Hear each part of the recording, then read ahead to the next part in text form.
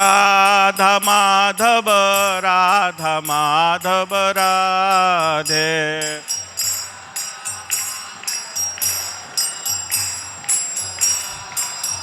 जय पंचतत्व पंचतत्व पंचतत्व जय पंचतत्व।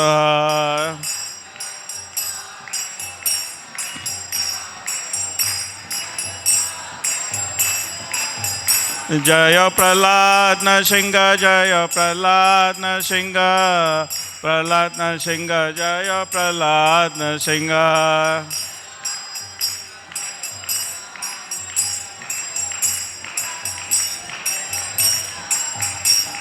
जय जगन्नाथ जय जगन्नाथ जय जगन्नाथ स्वामी जय जगन्नाथ।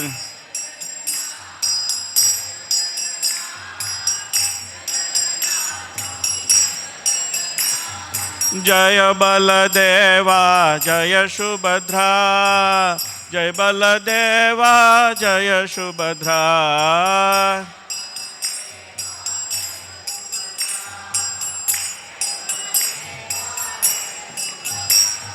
जगन्नाथ स्वामी नयन पथगामी नयन पथगामी भवतु मे।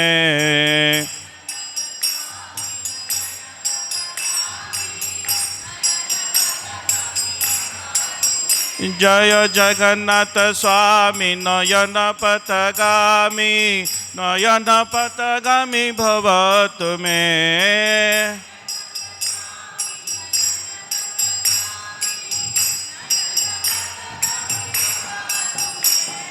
प्रभुपदा प्रभुपदा प्रभुपदा जय प्रभुपदा।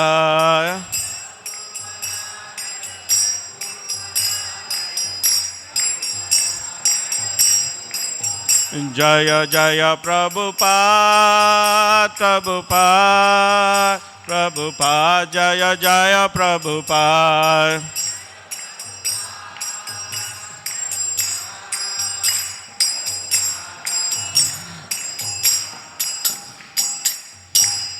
श्रील प्रभुपाद की गौर प्रेमानंदे। हरे कृष्णा। ओम नमो भगवते वासुदेवाय।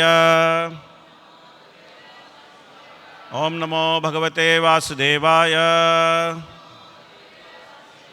ओम नमो भगवते वासुदेवाय।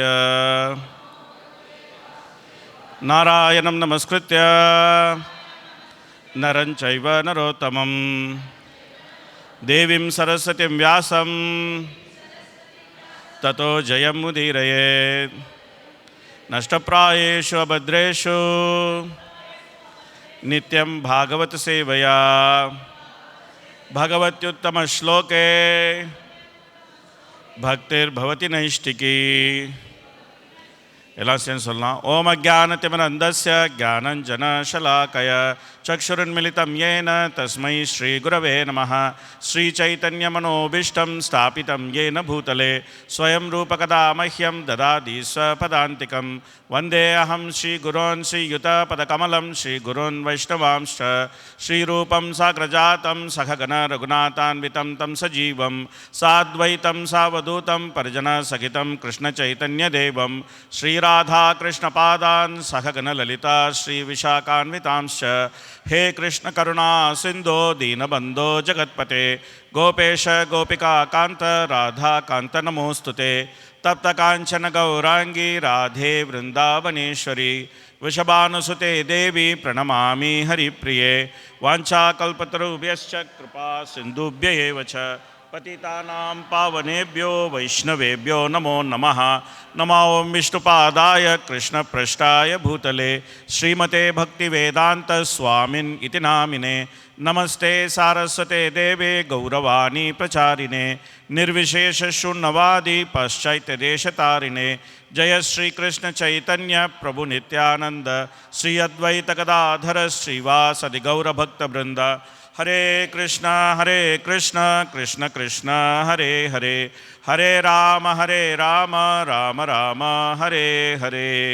மூக்கம் கரோதி வாசாலம் பங்குலங்காயத்தை கிரம் கிருபாத்மஹம் வந்தே ஸ்ரீகுரும் தினதாரிணம் பரமானந்த மாதவம் ஸ்ரீ சைத்தன்யமீஸ்வரம். கதாஞ்சன ஸ்மிருதே யஸ்மின் துஷ்கரம் சுக்கரம் பவேத் ஸ்மிருதே விபரீதம் ஸ்யாத் ஸ்ரீ சைத்தன்யம் நமாமிதம். நமாமோ விஷ்ணுபதாய கிருஷ்ணபிருஷ்டாய பூதலே ஸ்ரீமதே ஜெயபதாக சுவாமிநிதி நாமினே நம ஆச்சாரியபதாய நிதாய் கிருபாபதாயினே கௌரகத தாமதாய நகர கிராமத்தாரினே. ஹரே கிருஷ்ணா. இந்த தலைப்பு எப்படி வந்தது அப்படின்னு சொன்னால், பல சமயங்களில் நம்முடைய அகில உலக கிருஷ்ண பக்தி இயக்கத்தில் விபத்துக்கள் நடக்குது. அந்த விபத்துக்கள் சாதாரணமாக இந்த ஒரு சாதாரண நிலையில் இருக்கக்கூடிய பக்தர்கள் அவங்களுக்கு அந்த விபத்துக்கள் நடக்கும்போது அது ஒரு சிறிய வட்டத்தில் இருக்கக்கூடிய குறிப்பிட்ட பேரை மட்டும் பாதிக்கலாம், ஒரு குடும்பத்தை பாதிக்கலாம், இல்லை அவங்கள மட்டும் பாதிக்கலாம். இந்த மாதிரி ஒரு சிறிய வட்டத்தில் இருக்கிறவங்கள மட்டும் பாதிக்கலாம். ஆனால் நாம் இந்த இயக்கத்தில் இருக்கக்கூடிய பெரிய பெரிய தலைவர்கள், இந்த இயக்கத்தில் இருக்கக்கூடிய மிகப்பெரிய பக்தர்கள் பல பேர் அவங்கள பார்க்குறாங்க.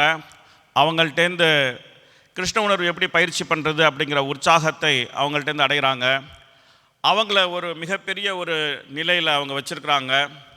அந்த மாதிரி நிலையில் அவங்க வச்சுருக்கும்போது அந்த மாதிரியான பக்தர்களுக்கு ஏதாவது ஒரு விபத்துக்கள் நடக்கும்போது அப்போது நிறைய பேர் பாதிக்கப்படுறாங்க, ஏகப்பட்ட பேர் பாதிக்கப்படுறாங்க.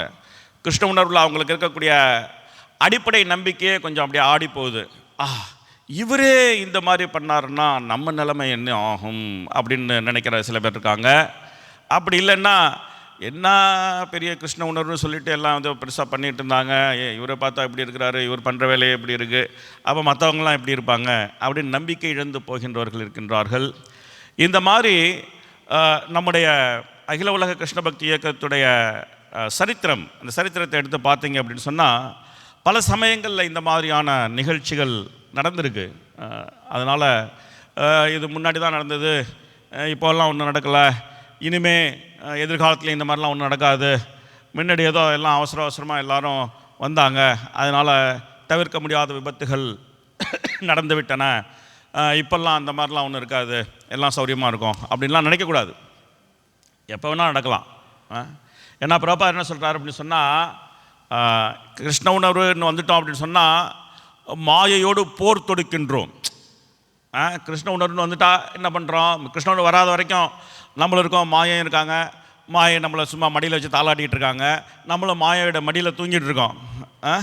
என்ன சொல்கிறாரு பக்திநாத் டாக்கூர் சொல்கிறாரு, ஜீவ் ஜாகோ கௌரச்சந்திர போலே கொட்டா நித்ர ஜாகோ மாயா பிசாச்சி ரகோலே. மாயாங்கிற பிசாசி என்ன பண்ணுது, நம்மளை மடியில் படுக்க வச்சுட்டு தாளாட்டுது, அவனே நல்லா தூங்கு, உன்னை நரகத்துக்கு அனுப்புகிறேன் அப்படின்னு சொல்லிட்டு. நம்மளும் என்ன பண்ணுறோம், கண்ணை மூடிட்டு நல்லா தூங்கிட்டு இருக்கோம், ஆஹா போகின்றோம் நரகத்திற்கு அப்படின்னு.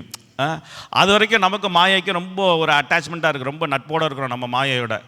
ஆனால் இந்த கிருஷ்ண உணர்வுன்னு வந்து இந்த கண்டி மாலைலாம் போட்டு ஒரு 16 மாலை ஜபம் பண்ணி ஹரே கிருஷ்ண கிருஷ்ண கிருஷ்ண ஹரே ஹரே ஹரே ராம் ராம் ராம் ஹரே ஹரே அப்படி சொன்னப்புறம் மாயா முடிச்சுக்கிறாங்க, ஆஹா இவர் வந்து கிருஷ்ணர்கிட்ட போக போகிறாரு, அப்போது இவர் கிருஷ்ணர்கிட்ட இவர் போகிறதுக்கு ஏற்ற மாதிரி இவரை சரியாக தயார் பண்ணி இவரை தட்டி செதுக்கி, எப்படி தட்டி செதுக்கி இவரை சரி பண்ணி இவரை தேய்ச்சி பாலிஷ் போட்டு கிருஷ்ணர்கிட்ட போகணுன்னா நல்லா சுத்தமாக போகணும்ல, சும்மா அழுக்காலாம் கிருஷ்ணர்கிட்ட போக முடியாது.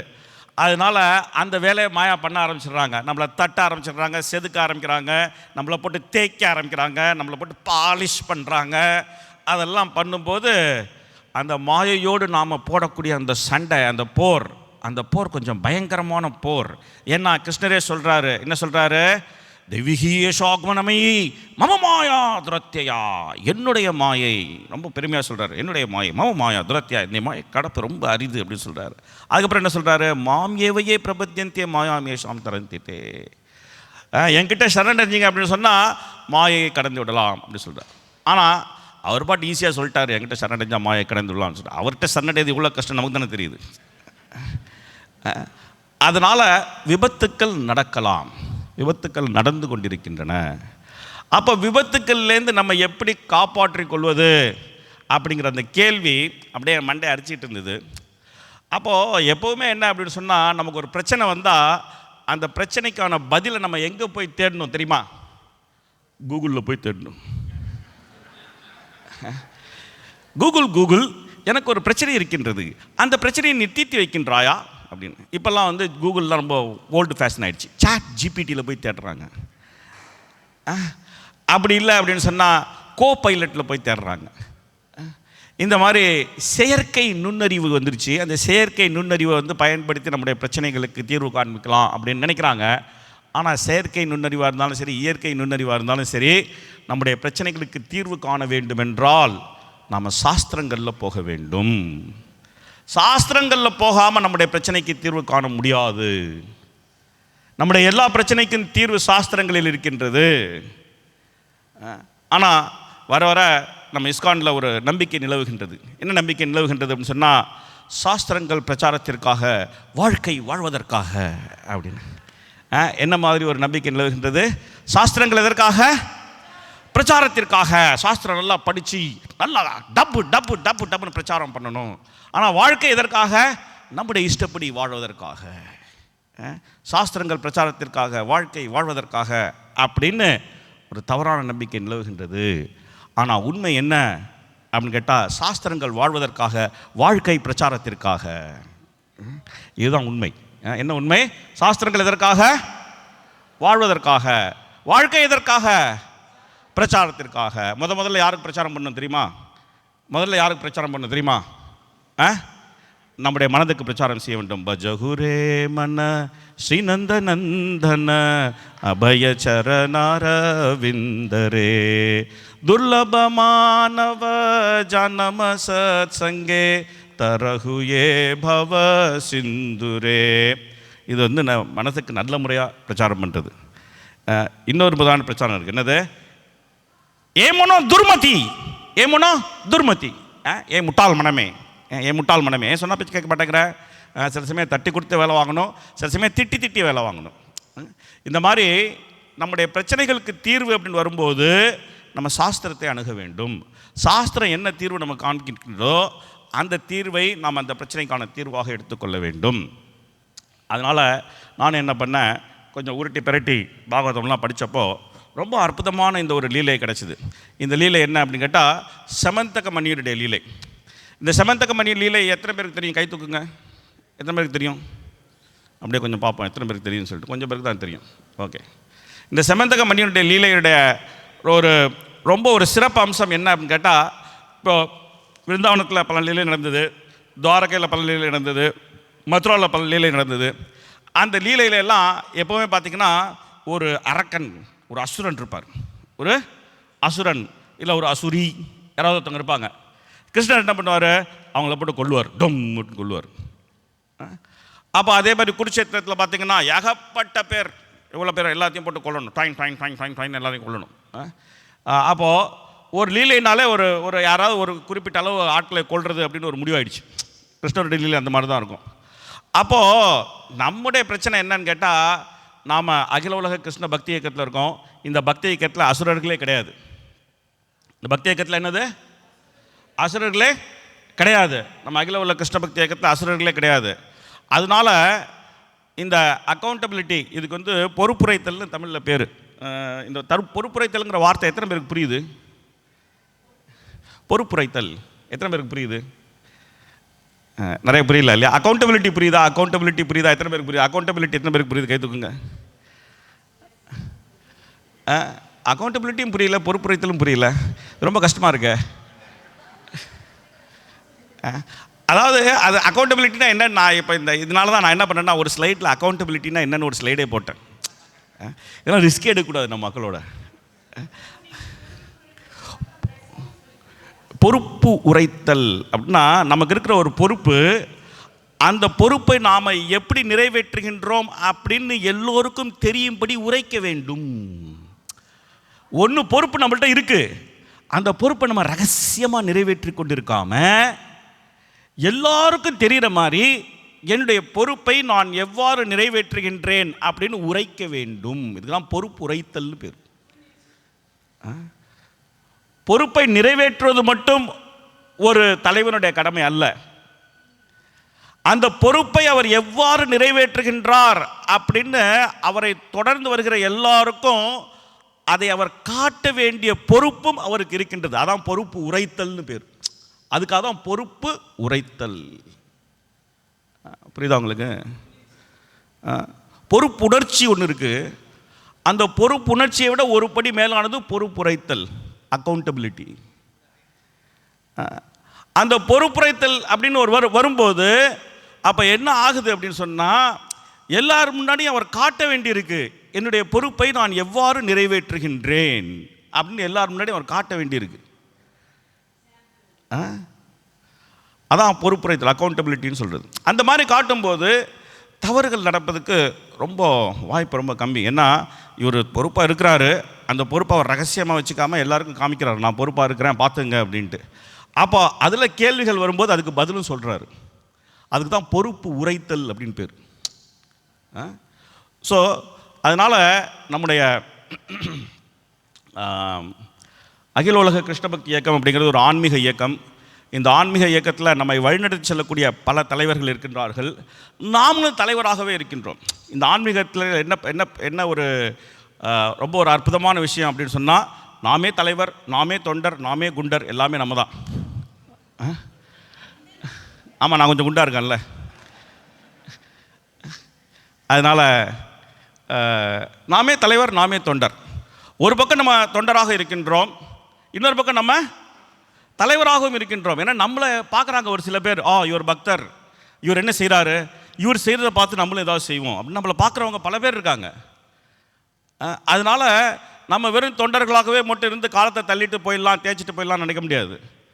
அகில உலக கிருஷ்ண பக்தி இயக்கம்னு வந்துட்டாலே, அதில் நாம் பங்கெடுத்துக்கிட்டாலே, அந்த பங்களிப்பே நம்மை ஒரு சமுதாயத்தில் ஒரு தலைவனாக, ஒரு பொறுப்புள்ள ஒரு மனிதனாக சமுதாயத்தில் நம்மை பார்க்கக்கூடிய சூழ்நிலை உண்டாகின்றது.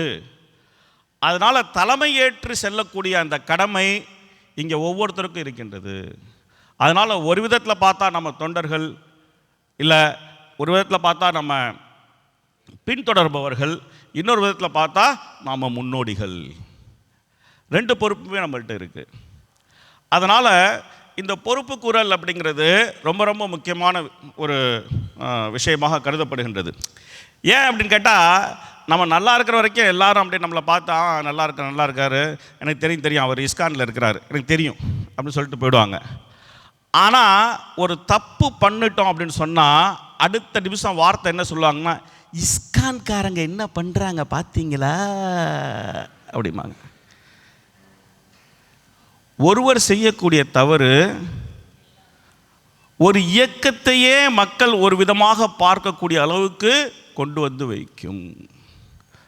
அப்போ அது ஒரு தனிநபருடைய தவறாக கருதப்படாது, ஒரு இயக்கத்தின் தவறாக கருதப்படும். இஸ்கான்காரங்க தான் இப்படி, இஸ்கான்காரங்கனாலே இப்படி தான்ப்பா, இஸ்கான்காரங்க இந்த மாதிரி பண்ணிட்டாங்கப்பா அப்படின்னு சொல்லுவாங்க. அப்போது நாம் 16 மாலை ஜெபம் பண்ணி இஸ்கானில் தீட்சை எடுத்துக்கொண்டு, இல்லை தீட்சை எடுக்கக்கூடிய அந்த ஒரு ஆசை வைத்துக்கொண்டு நாம் இஸ்கானை அணுகும்போது, அப்போது இந்த மிகவும் ஒரு சிறப்பான இயக்கம், பல இயக்கங்கள் இருக்கின்றன இந்த உலகத்தில். பிரபாதே சொல்கிறாரு, பல இசங்கள் இருக்கின்றன, பல இயக்கங்கள் இருக்கின்றன. ஆனால் நம்ம கோலோகத்துக்கு கொண்டு போகக்கூடிய ஒரே இயக்கம் எது அப்படின்னு கேட்டால் அகில உலக கிருஷ்ண பக்தி இயக்கம். அவ்வளோ ஒரு சிறப்பான இயக்கம், அந்த அவ்வளோ ஒரு சிறப்பான தத்துவம், அதன் பிரதிநிதியாக நாம் பார்க்கப்படுகின்றோம். அந்த மாதிரி அதன் பிரதிநிதியாக நாம் பார்க்கப்படும் போது, அப்போது நாம் எவ்வாறு நடந்து கொள்ள வேண்டும் அப்படிங்கிற ஒரு மிகப்பெரிய பொறுப்பு நமக்கு இருக்கின்றது. அந்த பொறுப்பை நாம் எப்படி நிறைவேற்றுவது அப்படின்னு யோசிக்கும்போது அதில் என்ன பிரச்சனைகள் வரலாம், அந்த பிரச்சனைகளை நாம் எவ்வாறு தீர்ப்பது அப்படின்னு யோசிக்கும்போது இந்த சிமந்தக மணியனுடைய லீலை ரொம்ப ரொம்ப பொருத்தமான லீலையாக இருக்கின்றது. இந்த லீலையில் அசுரர்களே கிடையாது. ஏன் பொருத்தமான லீலை? இந்த லீலையில் அசுரர்களே கிடையாது, இந்த லீலையில் வில்லனே கிடையாது, இந்த லீலையில் வில்லனும் கிடையாது, அசுரர்களும் கிடையாது. இந்த லீலையில் எல்லாருமே பக்தர்கள், இந்த லீலையில் இருக்கக்கூடிய எல்லாருமே பக்தர்கள். இந்த லீலையில் நடக்கக்கூடிய எல்லா விஷயங்களும் பக்தர்களுக்கு இடையே நடக்கக்கூடிய விஷயங்கள்.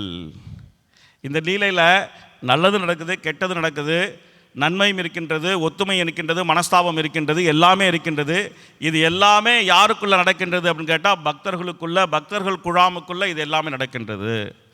அதனால் அந்த விதத்தில் பார்க்கும்போது இந்த லீலை நமக்கு ரொம்ப ரொம்ப பொருத்தமான லீலை. இந்த லீலையில் எல்லோருமே பங்கு கொள்கின்றார்கள். பகவான் ஸ்ரீ கிருஷ்ணர் பங்கு கொள்கின்றார். பகவான் ஸ்ரீ கிருஷ்ணருடைய அந்தரங்க சகாக்கள், துவாரகையில் இருக்கக்கூடிய அந்தரங்க சகாக்கள், அவங்கெல்லாம் பங்கு கொள்கின்றார்கள். இந்த மாதிரி எல்லோருமே இந்த லீலையில் பல்விதமான செயல்களை செய்கின்றார்கள். ஒவ்வொருத்தர் ஒவ்வொரு விதமான செயல்களை செய்யும்போது அவங்க ஒரு விதத்தில் வழிநடத்தி செல்லக்கூடிய தலைவர்களாக இருக்கின்றார்கள், ஒரு விதத்தில் பின்தொடரக்கூடிய தொண்டர்களாகவும் இருக்கின்றார்கள். அவங்களுடைய செயல்களை நாம் ஆராய்ந்து பார்த்தோம் அப்படின்னு சொன்னால் அப்போ அதிலேருந்து நாம் பெறக்கூடிய பல்வேறு விதமான பாடங்கள் இருக்கின்றன. இது ரொம்ப விஸ்தாரமான லீலை. இதில் பல பேர் இதில் பங்கெடுத்து கொள்கின்றார்கள். இன்றைக்கி நாம் குறிப்பாக ஒரு 2 முக்கியமான பேரை பார்க்க போகிறோம். மற்ற பேரை நம்ம பார்க்குற அளவுக்கு நமக்கு நேரம் இல்லை. ஒருத்தர் பகவான் ஸ்ரீ கிருஷ்ணர், அவரை பற்றி நம்ம பார்க்க போகிறோம். இன்னொருத்தர், அவரை பற்றி நம்ம பார்க்க போகிறோம். 2 பேரை பற்றி நம்ம பார்க்க போகிறோம். இப்போ லீலை பல பேருக்கு தெரியாது அப்படிங்கிறதுனால முதல்ல அந்த லீலையே நான் போட்டேன். இதுதான் லீலை அப்படின்னு எல்லாம் தெரிஞ்சுக்கிறதுக்காக நான் போட்டேன். இதுதான் லீலை அப்படின்னு. என்ன விஷயம்? சத்ரஜித் அப்படின்னு ஒரு அரசன். அவன் துவாரகைக்கு உட்பட்ட அரசன். அவன் துவாரகை அப்படிங்கிறது பேரரசு. அந்த துவாரகைங்கிற பேரரசுக்கு உட்பட்ட ஒரு சிற்றரசன் சத்ரஜித் அப்படிங்கிறவர்.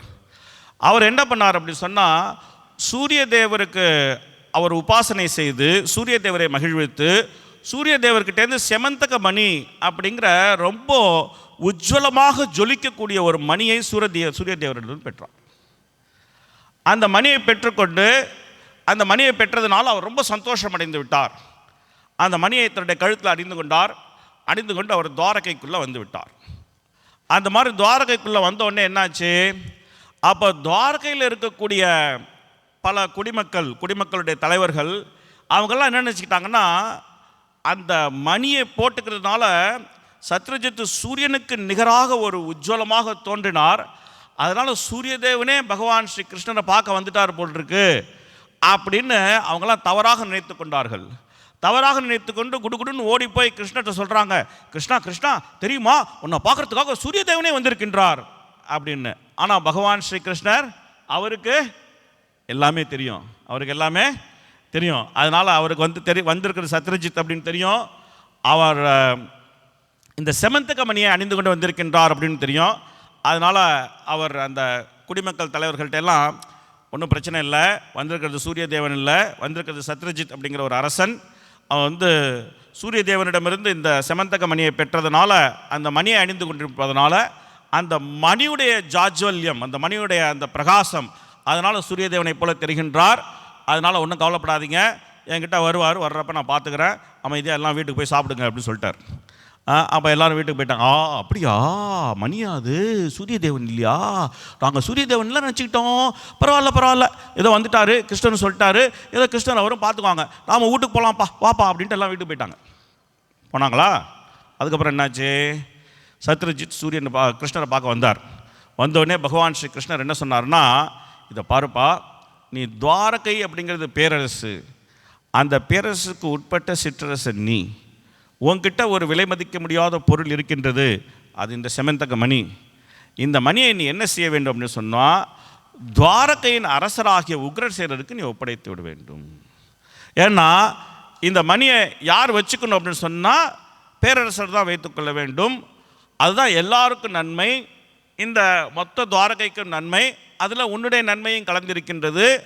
அதனால் நீ என்ன பண்ணு அப்படின்னு சொன்னால், அந்த மணியை கொண்டு போய் நீ அரசனிடம் கொடுத்து விடு, உக்ரசேனரிடம் கொடுத்து விடு, உக்ரசேனர் அந்த மணியை வச்சுக்கிட்டோம் அப்படின்னு சொன்னார். ஆனால் சத்ரஜித்துக்கு அந்த மணி மேலே ரொம்ப ஆசை. நானாக கஷ்டப்பட்டு, நானாக ரொம்ப முயற்சி செய்து, நானாக சூரிய தேவனை பார்த்து ரொம்ப தவம்லாம் பண்ணி இந்த மணியை தூக்கிட்டு வந்தால், இந்த கிருஷ்ணர் என்னன்னா ஈஸியாக தூக்கி பேரரசர்கிட்ட கொடு அப்படின்னு சொல்கிறாரு. இதெல்லாம் கொடுத்த ஆவர காரியமா? சரி, ஆனால் கிருஷ்ணரும் அவர் பரமபுருஷ பகவான், அவர் சொல்கிறதையும் கேட்ட மாதிரி இருக்கணும், நம்மளும் மணியை கொடுத்த மாதிரியும் இருக்கணும், அதே சமயம் கொடுக்காத மாதிரியும் இருக்கணும். கணக்கு போடுறாரு. எப்படி கணக்கு போடுறாரு பாருங்கள். மணி கொடுத்த மாதிரியும் இருக்கணும், ஆனால் கொடுக்காத மாதிரியும் இருக்கணும். அவர் சொன்ன பேச்சு கேட்ட மாதிரியும் இருக்கணும், ஆனால் கேட்காத மாதிரியும் இருக்கணும். மணி நமக்கு எப்போ வேணுமோ எடுத்துக்கிற மாதிரி இருக்கணும். எல்லாத்துக்கும் கூட்டி கழித்து பார்த்தா என்ன பண்ணலாம்?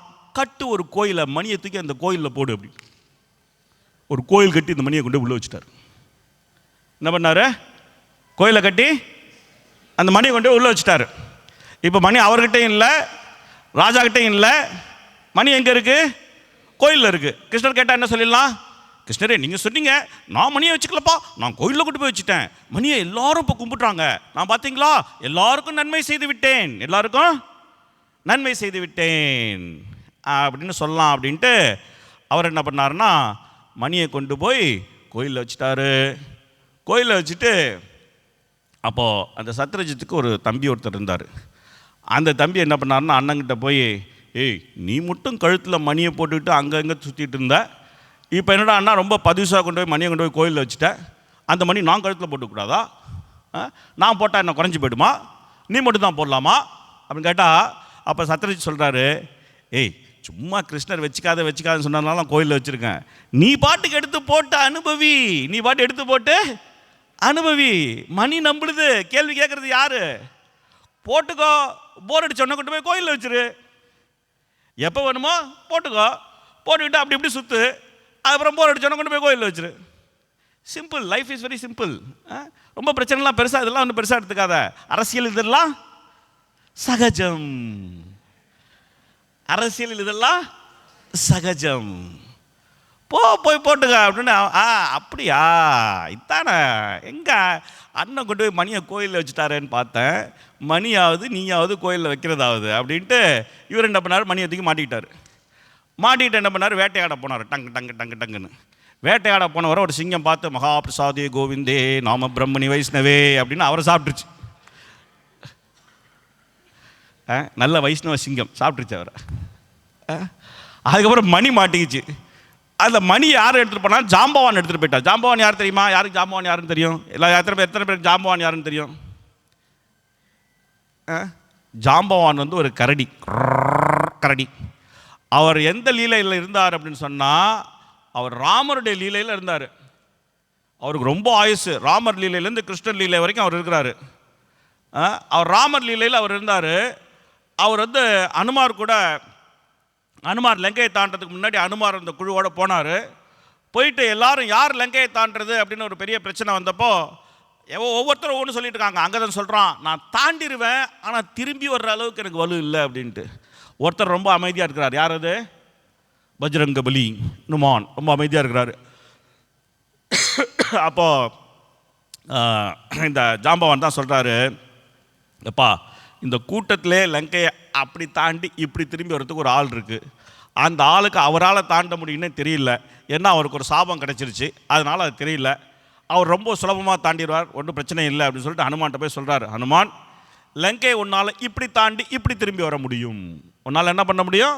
இப்படி தாண்டி இப்படி திரும்பி வர முடியும், இதெல்லாம் உனக்கு ஒரு பெரிய பிரச்சனையே கிடையாது, உன்னுடைய வலுவை நீயே மறந்து விட்டாய், ஏன்னா உனக்கு வந்து கொடுத்த சாபம் அந்த மாதிரி அப்படிலாம் சொல்லி அவருடைய பலத்தை எல்லாம் அவருக்கு ஞாபகப்படுத்தி, அதுக்கப்புறம் ஹனுமானும் தன்னுடைய பலத்தை எல்லாம் ஞாபகப்படுத்தி கொண்டு அப்படியே மலை போல ஒரு பெரிய உருவத்தை கொண்டு ஜெய் ஸ்ரீராம் அப்படின்னு டம்முன்னு போய் தாண்டி சீதையெல்லாம் பார்த்து திரும்பி வந்து கண்டேன் சீதையை அப்படின்லாம் சொல்லி மணியெல்லாம் கொடுத்து அதெல்லாம் நடந்துருச்சு. இப்போ அதில் வந்தவர் தான் ஜாம்பவான். அப்போவே அவருக்கு வயசாகிடுச்சு. அப்போவே இந்த லங்கையை தாண்டுற பிரச்சனை வர்றப்போ ஜாம்பவான் சொல்கிறார், என்ன சொல்கிறாருன்னா, நான் சின்ன வயசில் லங்கையெல்லாம் அப்படி அலட்சியமாக தாண்டியிருப்பேன், இப்போ எனக்கு வயசாகிடுச்சு, தாண்ட முடியல அப்படின்னு சொல்கிறாரு. அப்போவே அவருக்கு வயசாகிடுச்சு. அதுக்கப்புறம் கிருஷ்ண பகவான் இருக்கிற வரைக்கும் உட்காந்துருக்கிறாரு. அப்போ அவருக்கு எவ்வளோ வயசாகிருக்குன்னு நீங்களே கணக்கு பண்ணி பார்த்துங்க. அவர் வந்து மணி எடுத்துகிட்டு போயிட்டார். அவர் வந்து என்ன பண்ணார்? மணி எடுத்துகிட்டு போயிட்டார். ஏமா நம்ம பொண்ணு இருக்குது, அந்த பொண்ணுக்கு போடலாம் அப்படின்ட்டு எடுத்துகிட்டு போயிட்டார். அவருக்கு மணிக்கு நீலாம் ஒன்றும் தெரியாது, அவர் பாட்டு எடுத்துகிட்டு போயிட்டார். ஆக மணி காணாமல் போய்விட்டது. மணி என்னாச்சு? காணாமல் போய்விட்டது. மணி காணாமல் போனோடனே இங்கே உடனே ஒரு புரளி கிளம்புது. என்னது புரளி? அப்போது இமெயிலு, ஃபேஸ்புக்கு, இன்ஸ்டாகிராமு அதிலெல்லாம் எல்லோரும் எழுதுகிறாங்க. என்ன எழுதுகிறாங்க? கிருஷ்ணர் தெரியுமா? கிருஷ்ணர் அந்த மணி பிரச்சனை இல்லை, அந்த சத்ரஜித்துடைய தம்பி இருக்கான்ல, போட்டு தள்ளிட்டார், அவரே மணியை வச்சுக்கிட்டார். எங்கே வச்சுருக்காருன்னு யாருக்கும் தெரியல. ஆனால் கிருஷ்ணர் கடவுள், யாருக்கு என்ன சொல்கிறது? ஒன்றும் சொல்ல முடியாது. யார்கிட்டையும் சொல்லிடாத, யார்கிட்டையும் சொல்லக்கூடாது, உன்கிட்ட மட்டும் தான் சொல்கிறேன். அப்படியே யார்ட்டையும் சொல்லிடாத, யார்ட்டையும் சொல்லிடாத, யார்ட்டையும் சொல்லிடாத, யார்ட்டையும் சொல்லிடாத அப்படின்னு எல்லாரும் எல்லார்ட்டையும் சொல்லிட்டே இருக்காங்க. துவாரகம் முழுக்க ஒரே பிரச்சனையா இருக்கு. என்ன பிரச்சனை? கிருஷ்ணர் சத்ரஜித்துடைய தம்பியை போட்டு தள்ளி மணியை தூக்கிட்டாரு அப்படின்னு. அப்ப கிருஷ்ணர்ட்டே ஒருத்தர் வந்து சொல்றாரு, கிருஷ்ணா கிருஷ்ணா யார்ட்டையும் சொல்லிடாத, நீதான் சத்ரஜித் தம்பியை போட்டு தள்ளி மணியை தூக்கிட்டேன்னு சொல்லி எல்லாரும் சொல்றாங்க, யார்ட்டையும் போய் நீ கேட்டாத, யார்ட்டையும் சொல்லிடாத, இதான் பேச்சு நடக்குது இப்ப துவாரகையில் அப்படின்னு. கிருஷ்ணர் பார்த்தாரு, அட பாவிகளா, ஆட்டை கடிச்சு மாட்டை கடிச்சு மனுஷனை கடிச்சு கடிச்சு கிருஷ்ணனே கடிச்சிட்டீங்களா அப்படின்ட்டு. என்ன பண்ணாரு? எல்லாரையும் கூப்பிட்டாரு. யார் யாருக்குப்பா நான் வந்து சத்ரஜித் தம்பியை போட்டு தள்ளி மணியை தூக்கிட்டேன்னு சந்தேகம் இருக்கு அப்படின்னு கேட்டாரு. எல்லாரும் எனக்குலாம் சந்தேகமே இல்லை. ஓ சந்தேகமே இல்லாமல் இருக்கியாடி, நான் தான் தூக்குறேன்னு சொல்லிட்டு வாய கூட அப்படின்னு அழைச்சிட்டு போயிட்டாரு. அழைச்சிட்டு போய் மணிக்கு நீலாம் தேடி அங்கே போய் அவர் ஜாம்பவானை பார்த்து ஜாம்பவதியும் கல்யாணம் பண்ணிட்டு மணியெல்லாம் திரும்ப கொண்டு வந்து, இதை பாருப்பா, மணியெல்லாம் நான் தூக்கலை, எனக்கு மணிக்கு எந்த சம்மந்தமும் கிடையாது, ஓ தம்பி மணியை போட்டு போய் அவன் விதிப்படி அவன் செத்து போயிட்டான், மணியை கொண்டு போய் நான் கஷ்டப்பட்டு திருப்பி கொண்டு வந்திருக்கேன், மணியோட சேர்த்து எனக்கு ஒரு பொண்டாட்டி வேற கிடச்சிட்டா, அதனால் ஒரே ஒரு பிரச்சனையை மட்டும் நான் வச்சுக்கிறேன், பத்தைய பிரச்சனை நீயே வச்சுக்க அப்படின்ட்டு அவருடைய மனைவியை மட்டும் அவர் வைத்துக்கொண்டு மணியை திருப்பி கொடுத்து விட்டார். அப்போ திரும்ப மணி வந்துடுச்சு. ஓகே, முடிஞ்சுதா? முடியல, முடியல, பிரச்சனை முடியல, பிரச்சனை முடியல. இப்போ ரெண்டாவது புதுசாக பிரச்சனை ஆரம்பிக்குது. என்ன பிரச்சனை ஆரம்பிக்குது? கிருஷ்ணர் என்ன பண்ணார்னா ஹஸ்தினாபுரத்துக்கு கிளம்பிட்டார். இதெல்லாம் முடிஞ்சு மணியெல்லாம் கொடுத்தாச்சு, எல்லாம் பிரச்சனை முடிஞ்சு போச்சு அப்படின்ட்டு கிருஷ்ணர் ஹஸ்தினாபுரத்துக்கு கிளம்பிட்டார். போனால் அதுக்கப்புறம் இது நடுவில் என்னாச்சுன்னா, அந்த மணி போய் சத்ரஜித்தை திருப்பி கொடுத்தோடனே சத்ரஜிக்கு ஒரே வெக்கமாக போச்சு. மணினால் பிரச்சனை வரும்னு கிருஷ்ணர் சொன்னார், பிரச்சனை வந்தது உண்மைதான், மணினால் பல பிரச்சனை வந்துருச்சு, கிருஷ்ணர் வேறு பேரை கெடுத்தாச்சு. அதனால் கிருஷ்ணர் கொஞ்சம் கோபமாக தான் இருக்கிறாரு. என்ன பண்ணலான்னு யோசித்து பார்த்தாரு. அரசியலில் ஒரே ஒரு வேலை தான் பண்ண முடியும், இருக்கிறது ஒரு பொண்ணு, கட்டி கொடுத்துரு கிருஷ்ணருக்கு அப்படின்னு சத்யபாமாவதுக்கு கிருஷ்ணர் கட்டி கொடுத்தார். மணி போய் மனைவி வந்தது டும் டும் டும் அப்படின்னு. இப்போ ரெண்டு பேர், ஜாம்பவதி சத்யபாமா, ரெண்டு பேரை கிருஷ்ணர் கல்யாணம் பண்ணிட்டார். சரி, இப்போது சத்ரஜித் என்ன பண்ணார்னா, சரி மணி கொடுக்கல, பொண்ணாவது கொடுத்தாச்சு, மணியை வைத்த இடத்துல பொண்ணை வைத்து பார்த்தாச்சு, பொண்ணை வச்சு கிருஷ்ணர் சந்தோஷப்பட்டுக்கட்டும், மணி நம்மள்கிட்டே இருக்கட்டும் அப்படின்னு முடிவு பண்ணிவிட்டு அவர் மணியை தானே வச்சுக்கிட்டார். ஆசை உள்ள மணி மேலே இருக்கக்கூடிய ஆசை, அதனால் மணி அவரே வச்சுக்கிட்டார். கல்யாணம் முடிஞ்ச கிருஷ்ணர் கொஞ்சம் ஹஸ்தினாபுரத்துக்கு போயிட்டு வரேன் பணம் அப்படின்ட்டு எனக்கு கொஞ்சம் வேலை இருக்குது அப்படின்னு கிளம்பிட்டார். அந்த பக்கம் கிருஷ்ணர் போன உடனே கிருஷ்ணருடைய சகாக்கள் ரெண்டு பேர், அக்ரூரர் கிருத்தவர்மா, இவங்க ரெண்டு பேரும் சேர்ந்து சத்ததன்வான்னு ஒருத்தரை இழுத்து போட்டுக்கிட்டு 3 பேரும் சதி ஆலோசனை பண்ணுறாங்க. என்ன சதி ஆலோசனை பண்ணுறாங்க? இந்த சத்ரஜித்துக்கு இருக்கிற திமிரை பார்த்தியா, ஏற்கனவே மணி போட்டு வந்து சூரிய தேவன் மாதிரி ரொம்ப சால்ஜாப்பை காட்டினார், அப்போவே கிருஷ்ணர் சொன்னார் தூக்கி மணியை வந்து ராஜாட்ட கொடுத்துருன்னு சொல்லிட்டு, அதை கேட்காம கொண்டு போய் மணியை கோயிலில் வச்சு அந்த மணியை அவர் தம்பி போட்டு போய் தம்பியை போட்டு தள்ளது கிருஷ்ணர் தான் அப்படின்னு பலவிதமான பொருளையெல்லாம் கிளம்பி கிருஷ்ணர் பேரை கெடுத்து கிருஷ்ணர் அதுக்கப்புறம் அவரே போய் மடியெல்லாம் கொண்டு வர்ற மாதிரி இவனை கேள்வி கேட்கறதுக்கே ஆள் இல்லைன்னு நினச்சிட்டு இருக்கான்ப்பா. இவனை கேள்வி கேட்கறதுக்கே ஆள் இல்லைன்னு நினச்சிட்டு இருக்கான். அதனால் நீ என்ன பண்ணு, ரெண்டு பேரும் சொல்கிறாங்க, கிருத்தவர்மாவும் அக்ரூரும் சொல்கிறாங்க சத்ரஜி யார்கிட்ட, சத்தன்வாட்ட, நீ என்ன பண்ணு அப்படின்னு சொன்னால் அவனையே போட்டு தள்ளிடு, போட்டு தள்ளிட்டு அந்த மணியை கொண்டு வந்துடு, அந்த மணியை கொண்டு வந்துடு, மணியை கொண்டு வந்துட்டு நம்ம 3 பேரும் அதுக்கப்புறம் என்ன பண்ணுற மணியை என்ன பண்ணுறது முடிவு பண்ணலாம். நம்ம 3 பேர் அதுக்கப்புறம் என்ன பண்ணலாம், மணியை வச்சுட்டு என்ன பண்ணுறது முடிவு பண்ணலாம் அப்படின்னு 3 பேரும் சேர்ந்து சதி ஆலோசனை போடுறாங்க. ஏன்? கிருஷ்ணர் இல்லை, கிருஷ்ணர் எங்கே போயிட்டார், ஹஸ்தினாபுரத்துக்கு போய்விட்டார். அதனால் கிருஷ்ணருடைய பேக் சைடில் நம்ம இந்த மாதிரி சதி ஆலோசனைலாம் பண்ண சதி ஆலோசனை பண்ணி முடிச்சுட்டாங்க. முடிச்சுட்டு அந்த மாதிரி சத்ரஜித்தை வந்து சத்ரஜித்தை போய் ஒரே குத்து சதக் சதக் கொண்டுட்டார். கொன்று அதுக்கப்புறம் மணியெல்லாம் தூக்கிட்டு வந்துட்டார். அந்த மாதிரி தூக்கிட்டு வந்தோடனே சத்ரஜித்துடைய மகள் சத்யபாமா அவங்களுக்கு ஒரே சோகம் தாங்கலை. அப்பா இந்த மாதிரி துர்மரணம் அடைந்து விட்டாரே, சித்தப்பா போனாருன்னு அப்பாவும் போயிட்டாரே அப்படின்ட்டு ஒரே கண்ணீரும் கம்பளையுமா நேராக ஒரு குதிரை எடுத்துட்டு டொடக் டொடக் டொடக் டொடக் டொடக் டொடக்னு போய் நேராக போய் கிருஷ்ணர்கிட்டே போய் இந்த மாதிரிங்க, இந்த மாதிரி எங்கள் அப்பாவை கொண்டுட்டாங்க, நீங்கள் தான் இதுக்கு நீதி சொல்ல வேண்டும் அப்படின்னு அவங்க சொல்லிட்டாங்க.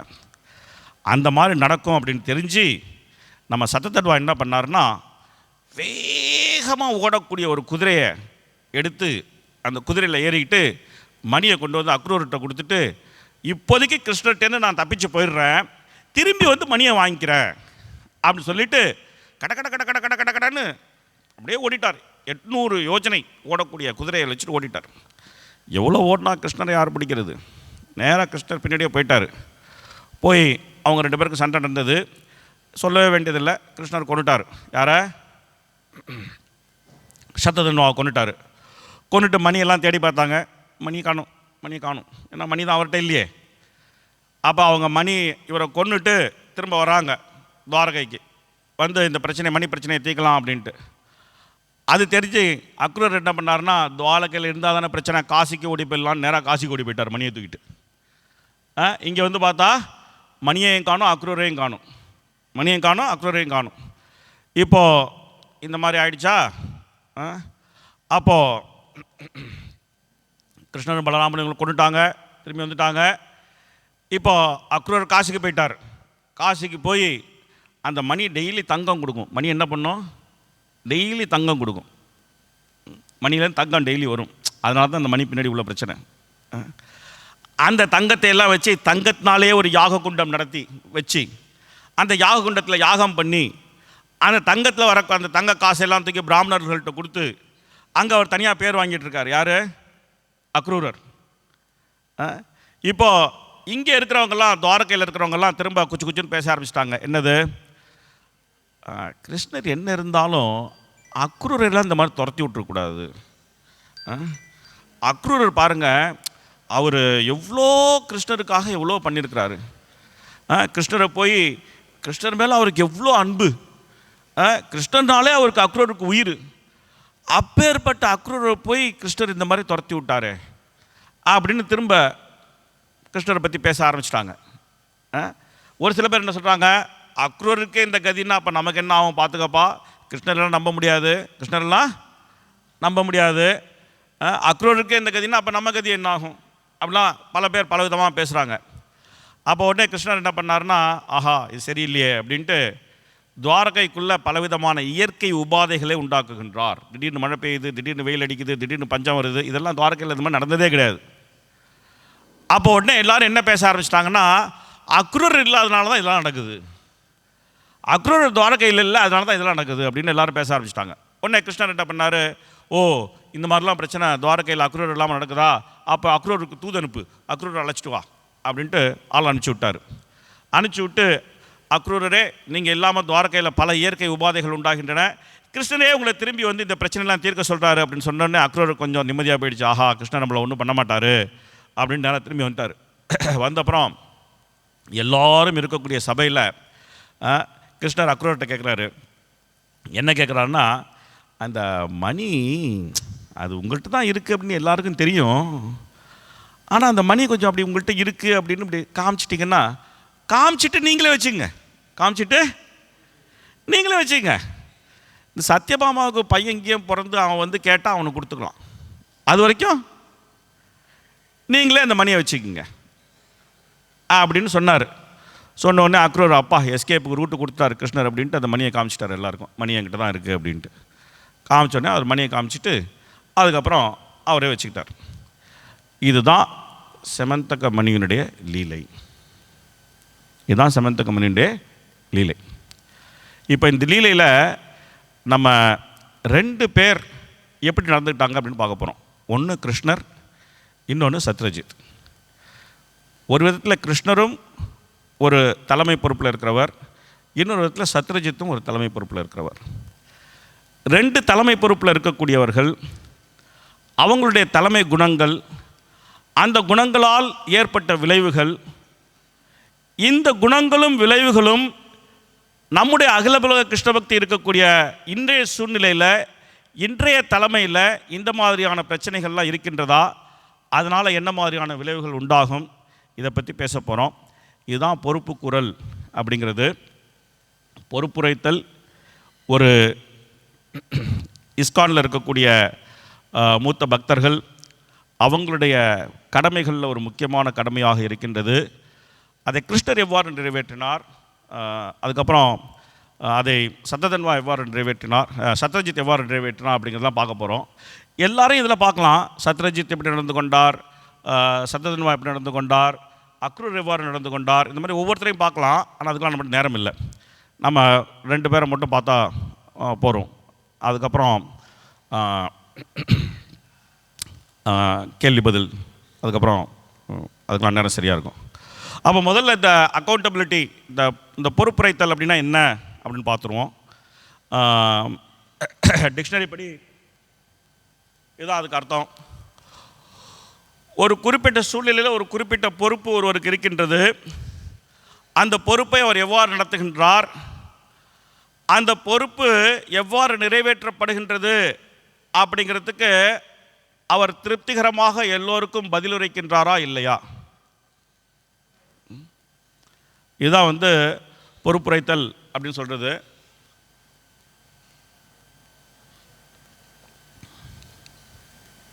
அக்கௌண்டபிலிட்டி அப்படின்னு சொல்கிறது பொறுப்புரைத்தல்.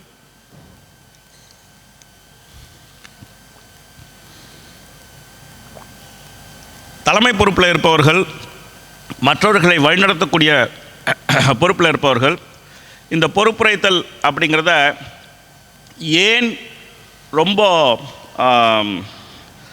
முக்கியத்துவம் கொடுத்து ஏன் இதை ஏற்றுக்கொள்ள வேண்டும் அப்படிங்கிறத நம்ம இப்போது இந்த கிருஷ்ணர், அதுக்கப்புறம் சத்ரஜித், இவங்க 2 பேருடைய வாழ்க்கையை, இவங்க 2 பேருடைய செயல்களை வைத்து நம்ம பார்க்கவிருக்கின்றோம்.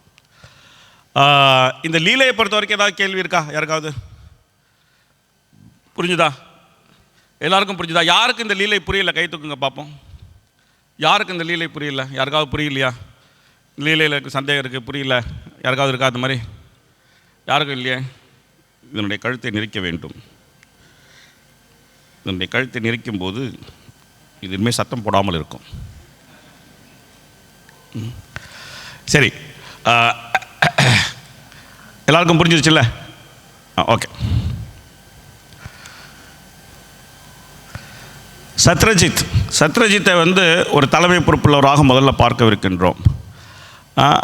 சத்ரஜித்துடைய குணங்கள் என்ன அப்படிங்கிறத பார்க்குறோம். முதல் விஷயம் என்ன? அவர் துவாரகையில் அவர் நுழைந்த போது அவரை எல்லாரும் யாருன்னு நினச்சிட்டாங்க? சூரிய தேவன் நினச்சிட்டாங்க. அவர் என்ன பண்ணார்? அந்த மாதிரி எல்லாரும் நினச்சிட்டாங்க. அப்போ அவர் என்ன பண்ணார்?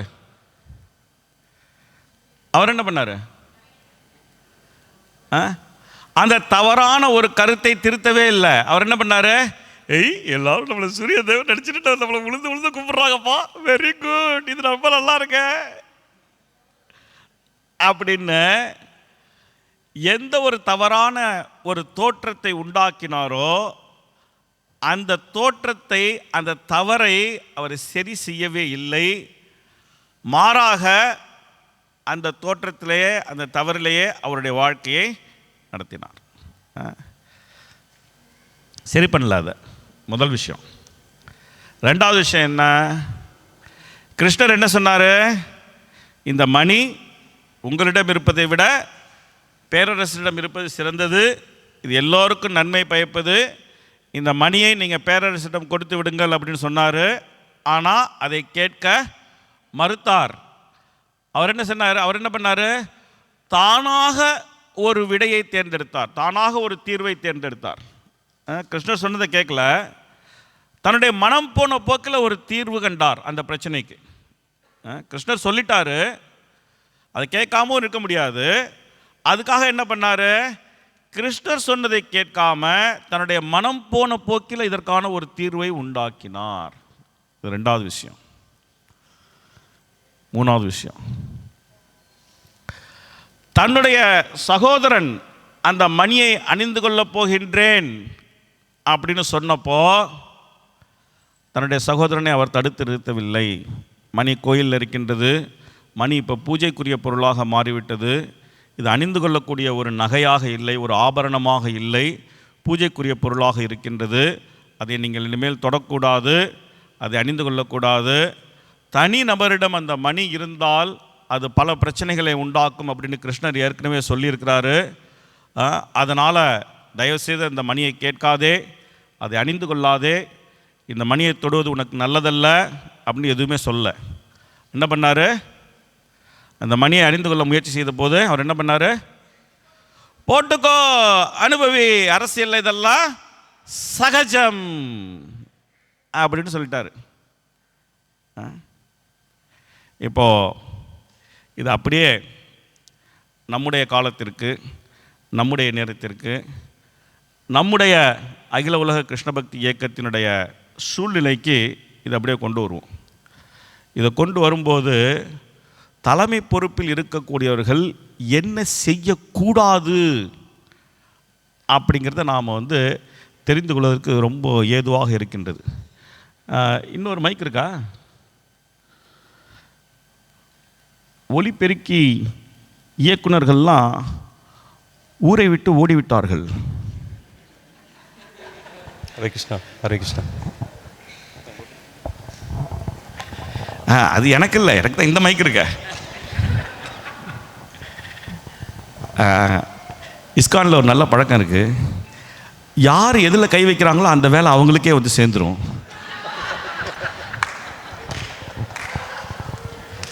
மைக்கில் நீங்கள் கை வைத்ததனால் இந்த மைக்கை கொண்டு போய் அவங்கள்ட்ட நீட்டி கருத்து கேட்கக்கூடிய உயர்வான பொறுப்பை உங்களிடமே ஒப்படைக்கின்றோம். கைத்தட்டியே எல்லாரையும் அழிக்கிறதுக்காகவே ஒரு கூட்டம். சரி, இப்போ 3 விஷயங்கள் உங்களுடைய திரையில் இருக்கின்றன. முதல் விஷயம் என்ன? சத்ரஜித் தன்னை பற்றி ஒரு தவறான தோற்றத்தை அதை சரி செய்ய அவர் எந்த விதமான ஒரு முயற்சியும் எடுக்கவில்லை. முதல் விஷயம். ரெண்டாவது விஷயம் என்ன? கிருஷ்ணர் சொன்ன பேச்சை கேட்கவில்லை, பிரச்சனைக்கு தன்னுடைய மனதினால் ஒரு தீர்வு கண்டார். மூணாவது விஷயம் என்ன? அவருடைய சகோதரன் அந்த மணியை அணிந்து கொள்ள வேண்டும் என்று சொன்னபோது அவரை தடுத்து நிறுத்தவில்லை. அவருடைய சகோதரனுடைய ஆடம்பர புத்திக்கு அவர் உறுதுணையாக இருந்தார். இந்த 3 விஷயங்கள் நம்ம மேலே போட்டிருக்கோம். இதுக்கும் இஸ்கானில் இப்போ இருக்கக்கூடிய சூழ்நிலைக்கும் உங்களுக்கு ஏதாவது ஒரு தொடர்பு தெரிகின்றதா? நம்முடைய தலைமை பொறுப்பில் இருப்பவர்கள், இல்லை நாமளும் தலைமை பொறுப்பில் இருப்பவர்கள், நம்ம என்ன செய்யக்கூடாது? இதில் நம்ம இந்த 3 விஷயத்துலேருந்து நம்ம என்ன கற்றுக்கலாம், என்ன செய்யக்கூடாது, என்ன கற்றுக்கலாம்?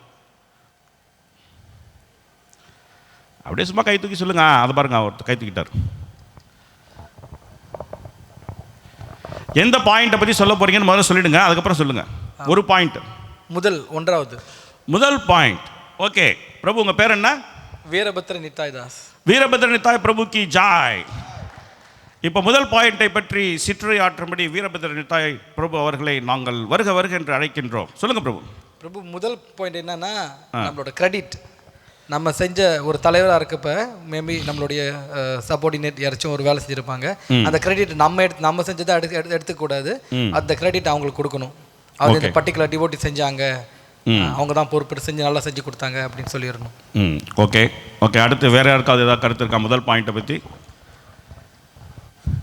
கருத்து கூறுதல் இலவசம், யார் வேணா கருத்து கூறலாம். அதனால் கருத்து கூறத்துக்கெல்லாம் பயப்படக்கூடாது. உங்களுடைய கருத்தை அள்ளி விடுங்கள்.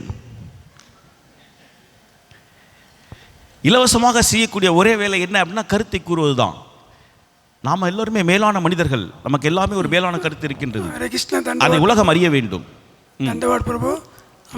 கோபால் கிருஷ்ணதாஸ். இரண்டாவது பாயிண்ட் பற்றி பேச போகிறேன். முதல் பாயிண்ட் பிரபு. முதல் பாயிண்ட். ஆமாம், முதல் பாயிண்ட்ல இருக்கிறோம் நம்ம இன்னும். Okay, late. சரி பரவாயில்ல, ரெண்டாவது பாயிண்ட் பற்றி பேசுங்க, ஒன்றும் பிரச்சனை இல்லை. அரசியல் இதெல்லாம் சகஜம்.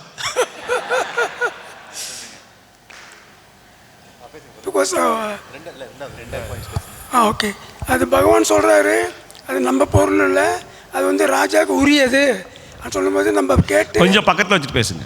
அந்த மாதிரி தலைவர் சொல்லும்போது நம்ம கேட்கணும்.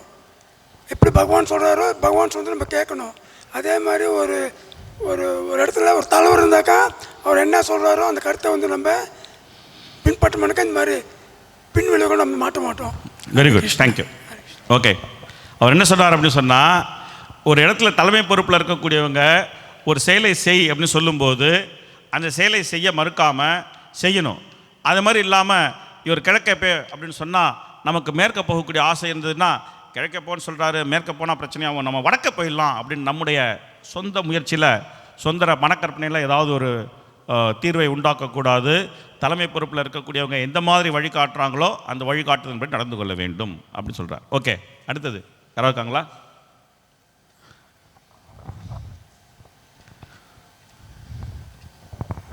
பிரபு ஹரே கிருஷ்ணா ப்ரோ. ரெண்டாவது பண்ண என் பேர் கிருஷ்ண ஆனந்த தாசா. ஹரே கிருஷ்ணா பிரபு. ஹரே கிருஷ்ணா. இப்போ ரெண்டாவது உள்ளது வந்து எல்லாருமே ரெண்டாவது தான் போகிறாங்க. ஏன் யாரும் ரெண்டாவது பிரபு ரெண்டாவது உள்ளது வந்து ஒரு குரு சாது என சாஸ்திரா. அதை வந்து அவங்கள நம்ம வந்து அதை ஃபாலோ பண்ணோம். ஃபாலோ பண்ணாமன்னாக்கா நம்ம இந்த மாதிரி தான் அந்த ஜோஸ் அவரை ஹேண்டில் பண்ண முடியாது. சரியான ஒரு முக்கியமான பாயிண்ட்டை பிடிச்சிட்டாரு. தலைமை பொறுப்பில் இருப்பவர்கள் குரு சாது சாஸ்திரத்தின்படி நடக்க வேண்டும். ஏன்னா தர்மம் து சாக்ஷாத் பகவத் பிரணீதம் அப்படின்னு பாகவதம் சொல்கிறது. அப்படின்னா என்ன அர்த்தம்? பகவான் ஸ்ரீ கிருஷ்ணர் என்ன சொல்கின்றாரோ அதுதான் தர்மம் அப்படின்னு அர்த்தம். பகவான் ஸ்ரீ கிருஷ்ணர் சொன்னார், இந்த மணியை நீ வச்சுக்காத, சரியில்லை அப்படின்னு சொல்லிட்டு. ஆனால் அவர் என்ன பண்ணார்? தர்மத்தை கடைபிடிக்கவில்லை. ஏன்னா பகவான் ஸ்ரீ கிருஷ்ணர் சொல்வது தான் தர்மம். தர்மத்தை கடைபிடிக்காமல் தன்னுடைய சொந்த மனக்கற்பனையினால் ஒரு பிரச்சனைக்கு ஒரு தீர்வை கொண்டு வந்தார். மிகப்பெரிய தவறு, மிகப்பெரிய தவறு. Very good, super. அடுத்தது மருத்துவர், நம்முடைய குரு மகாராஜருடைய சொந்த மருத்துவர், அவர் இப்போ பேச போகிறார். Hare Krishna. Hari Guru Gaurav Prabhu. Hare Krishna. Second point only Prabhuji. நீங்களும் ரெண்டாவது தானா? யாருமே மொதல் பாயிண்ட்டை பற்றி பேச மாட்டேங்கிறாங்க. அவர் பேசினார். சரி, okay okay okay. So he could have said that be honest, like I have attachment for this jewel, so please, I'm so sorry, I can't hand over. Can you please permit to for me to keep the jewel? Ask like that at least. ரொம்ப நல்ல ஒரு point சொன்னார், ஒரு கருத்து சொன்னார். நேர்மையாக இருக்க வேண்டும். நம்மளால் எது முடியும் எது முடியாது அப்படிங்கிறத நாம் வெளியிடுவதில் நம்ம நேர்மை இருக்க வேண்டும். ஏன்னா கலியுகத்தில் தர்மத்திற்கு 4 கால்கள், அதில் 3 காலை தூக்கிட்டாங்க, ஒரே ஒரு கால் தான் பாக்கி இருக்குது. அது என்னது? பாக்கி இருக்கிற கால் என்ன கால்?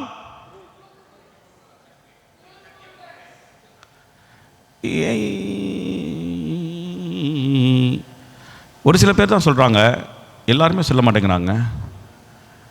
ஏன் எல்லாருமே சொல்ல மாட்டேங்கிறாங்க? தர்மத்திற்கு 4 கால்கள் இருக்கின்றன, அதில் கலியுகத்தில் ஒரே ஒரு கால் தான் பாக்கி இருக்குது. அந்த கால் என்ன அப்படின்னு கேட்டால் உண்மையை உரைத்தல். என்னது அது? உண்மை உரைத்தல். அந்த ஒரு கால் மட்டும் தான் பாக்கி இருக்கு. பொய் சொன்னால் என்ன பண்ணுறோம்? அந்த காலையும் போட்டு தள்ளுகின்றோம். அதனால் பக்தர்கள் பொய்யெல்லாம் சொல்லக்கூடாது. அதனால் பக்தர்கள் என்ன பண்ணோம்? பொய்யெல்லாம் சொல்லக்கூடாது. ஆனால் இவர் என்ன பண்ணார்? உண்மையை சொல்லவில்லை. தனக்கு இருக்கக்கூடிய அந்த அட்ராக்ஷன், அதை மறைச்சிட்டாரு. அதை மறைச்சி அவர் ஒரு உத்தமனை போல் நடந்து கொண்டார். நேர்மை இல்லாத நடத்தை. நம்முடைய தாய்க்குலத்தின் குரல் ஏன் ஒலிக்கவில்லை?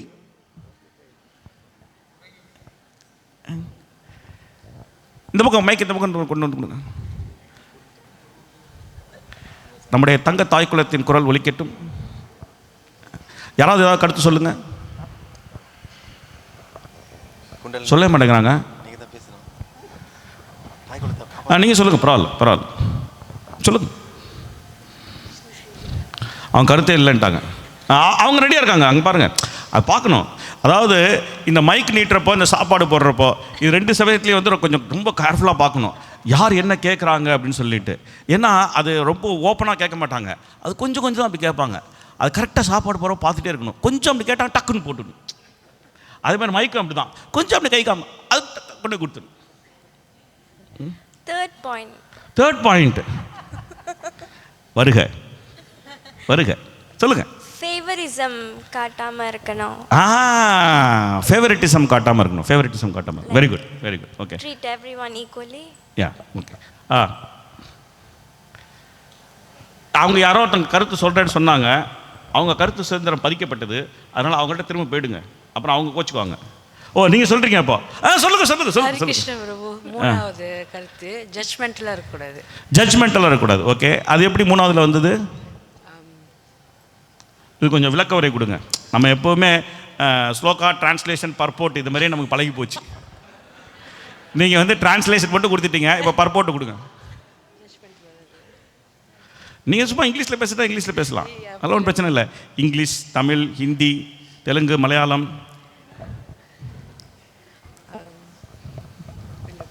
பரவாயில்ல, ஓகே. நீங்கள் அங்கே திரும்ப எடுத்துகிட்டு போயிடுங்க மைக்கை. ஹரே கிருஷ்ணா பிரபு, அந்த ஃபர்ஸ்ட் பாயிண்ட்ல வந்து லைக் சீட்டிங் ப்ரொபென்சிட்டி இருக்கு.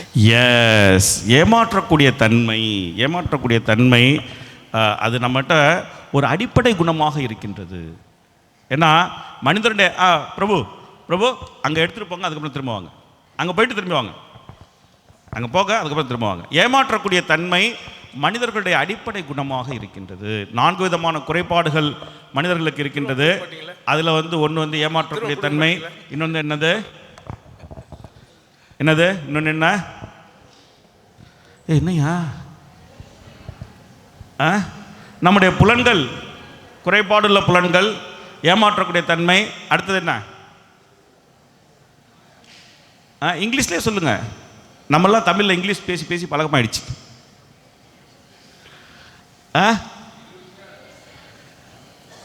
ஓகே, தவறு செய்யக்கூடிய குணம், டு கமிட் மிஸ்டேக்ஸ். அப்புறம் illusion. Okay, very good. Okay. Hare Krishna Prabhu. Hare Krishna Prabhu. என் பேர் கிஷோரா கிருஷ்ணதாஸ். ஹரே கிருஷ்ணா பிரபு. ஸோ என்னோட பாயிண்ட் வந்து I am pick up the first point Prabhu. Okay. அவர் கடும் தவம் பிடிச்சாரு. சஜிட்டுக்கு வந்து அந்த ஒரு அங்கீகாரம் கிடச்சிச்சு. அது கிடைச்ச அந்த அங்கீகாரத்தை விளம்பரப்படுத்துறதுக்கோ அல்லது அவருடைய சொந்த சுய விருப்பத்துக்கோ அதை அணிந்து கொண்டு போகும் பொழுது மக்கள் அதை பார்த்து தவறாக நினைத்து கொண்டால் அது யார் குற்றம்?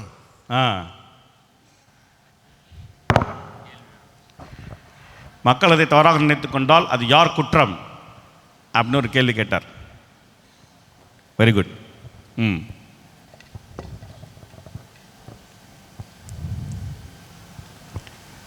இந்த பக்கம் நிறைய பேர் கை நீட்டினாங்க. Hare Krishna Prabhu. Hare Krishna Mataji. I will say in English. Yes, Mataji. So he did not stop his brother from wearing the show off. Like comparing to a leader should retain his confidential powers, some strict powers within himself, and he should not share with others. Then only there will be balance. Okay. Relating to third point. ஒரு தலைமை பொறுப்பில் இருக்கக்கூடியவர் தன்னுடைய பொறுப்பை தானே நிறைவேற்ற வேண்டும். அதை வந்து ஒரு தவறான அடிப்படையில் அதை தவறான மனிதர்கள்ட்ட அந்த பொறுப்பை ஒப்படைக்கக்கூடாது அப்படிங்கிறது அவங்களுடைய கருத்து. S. Abuse of power. Abuse of power. Yeah, as a leader, he's allowing his brother to wear the stone. Okay, abuse of power. தவறை திரும்ப அதே பாயிண்ட், தன்னுடைய அதிகாரத்தை தவறாக பயன்படுத்தல்.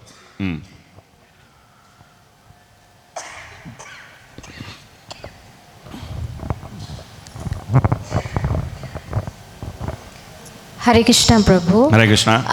First point Prabhu, தற்பெருமை Prabhu. தற்பெருமை. He didn't make any attempt to correct the misconception. தற்பெருமை, ego Prabhu. Okay, good. Okay, nice. சரி, ஓகே, நம்ம பார்ப்போமா?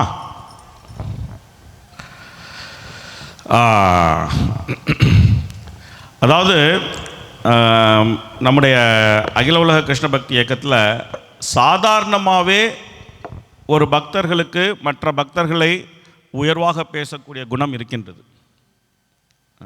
ஏன்னா அது சரியான வைஷ்ணவ கலாச்சாரம். நம்ம ஒரு பக்தரை பார்த்தோம் அப்படின்னு சொன்னால் அந்த பக்தரை பற்றி உயர்வாக பேசுவதும், அந்த பக்தரை பற்றி புகழ்ந்து பேசுவதும், அந்த பக்தர் செய்த செயல்களை பாராட்டுவதும் நம்முடைய கலாச்சாரத்தில் இருக்கின்றது. இது வைஷ்ணவ கலாச்சாரம். இதை நிச்சயமாக அனைவரும் கடைபிடிக்க வேண்டும். நிச்சயமாக இதை அனைவரும் கடைபிடிக்க வேண்டும். வைஷ்ணவர்களை புகழும்போது, வைஷ்ணவர்களை பற்றி நல்ல வார்த்தைகள் பேசும்போது, வைஷ்ணவர்களை உயர்வாக பேசும்போது, அப்போது அந்த மாதிரி வைஷ்ணவர்களை நாம் நல்லபடியாக பேசுகின்றோம் அப்படிங்கிறது அந்த வைஷ்ணவர்களையும் மகிழ்விக்கின்றது, எல்லோரையும் மகிழ்விக்கின்றது, குறிப்பாக குருவையும் கிருஷ்ணரையும் மகிழ்விக்கின்றது. அந்த மாதிரி குருவையும் கிருஷ்ணரையும் மகிழ்விப்பதனால் நாம் ரொம்ப சுலபமாக நம்முடைய கிருஷ்ண உணர்வில் நம்ம மேலும் மேலும் வளர்ச்சி அடைய முடியும், எழுச்சி பெற முடியும். ஏன்னா வைஷ்ணவர்கள் தான் கிருஷ்ண உணர்வை பெறுவதற்கான மூலம். வைஷ்ணவர்கள்ட்ட தான் கிருஷ்ண உணர்வு நமக்கு கிடைக்கின்றது. அதனால் வைஷ்ணவர்களை புகழ்வது நம்முடைய ஒவ்வொருவருடைய கடமை. வைஷ்ணவர்களை புகழ்ச்சியாக பேசுவதும், வைஷ்ணவர்களை புகழ்வதும், வைஷ்ணவர்களை பற்றி நல்லதே நினைப்பதும் நம் ஒவ்வொருவருடைய கடமை. அந்த கடமையிலிருந்து நாம் தவறவே கூடாது. நம்முடைய முக்கியமான கடமை. இந்த கடமையிலிருந்து தவறக்கூடாது. தவிர்க்க முடியாத சூழ்நிலை வந்தாலொழிய வைஷ்ணவர்களுடைய குறைகளை நாம் பாராட்டக்கூடாது. வைஷ்ணவர்களுடைய குறை பாராட்டுவது நம்முடைய பண்பாடு அல்ல. வைஷ்ணவர்களை நாம் குறை பாராட்டக்கூடவே கூடாது. இது ஒரு பக்கம் இருக்கக்கூடிய உண்மை. ரெண்டாவது பக்கம் ஒரு உண்மை இருக்கின்றது. அந்த உண்மை என்ன? நம்முடைய நிலை என்ன அப்படிங்கிறது நமக்கு நன்றாக தெரிய வேண்டும். இது ரெண்டாவது உண்மை. இது முக்கியமான உண்மை. எந்த அளவுக்கு வைஷ்ணவர்களை நம்ம பாராட்டி பேச வேண்டும், வைஷ்ணவர்களை புகழ வேண்டும், வைஷ்ணவர்களுடைய குறை பாராட்டக்கூடாது அப்படிங்கிறது எந்த அளவுக்கு உண்மையோ அதே அளவுக்கு உண்மை நம்முடைய நிலை என்ன என்பது நமக்கு நன்றாக தெரிய வேண்டும். நம்முடைய குறைகள் என்ன, நாம் எங்கே இருக்கின்றோம் அப்படிங்கிறது நமக்கு மிக தெளிவாக, தெல்ல தெளிவாக நமக்கு தெரிய வேண்டும். உள்ளங்கை நெல்லிக்கனி போல நமக்கு தெரிய வேண்டும். அதனால் இயற்கையாகவே பக்தர்கள் நம்மை பாராட்டுவார்கள், இயற்கையாகவே பக்தர்கள் நம்மை பற்றி உயர்வாக பேசுவார்கள், இயற்கையாகவே பக்தர்கள் நம்மை பற்றி நன்மையே பேசுவார்கள்.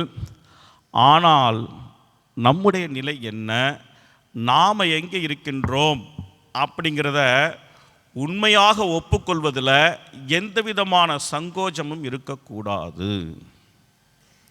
குறிப்பாக தலைமை பொறுப்பில் இருக்கக்கூடியவர்கள் தங்களை பற்றி ஒரு தவறான கருத்தை தங்களை பின்தொடர்பவர்களிடம் ஏற்படுத்தக்கூடாது.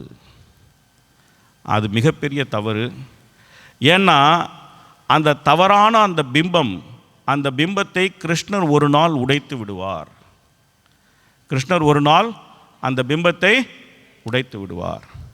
அந்த பிம்பம் உடையும் போது நாம் மட்டும் நொறுங்கி போக மாட்டோம், நம்மை பின்தொடர்பவர்களும் நொறுங்கி போவார்கள். அதனால் மற்றவர்கள் நம்மை புகழ்ச்சியாக பேசலாம், மற்றவர்கள் நம்மை பற்றி உயர்வாக பேசலாம்.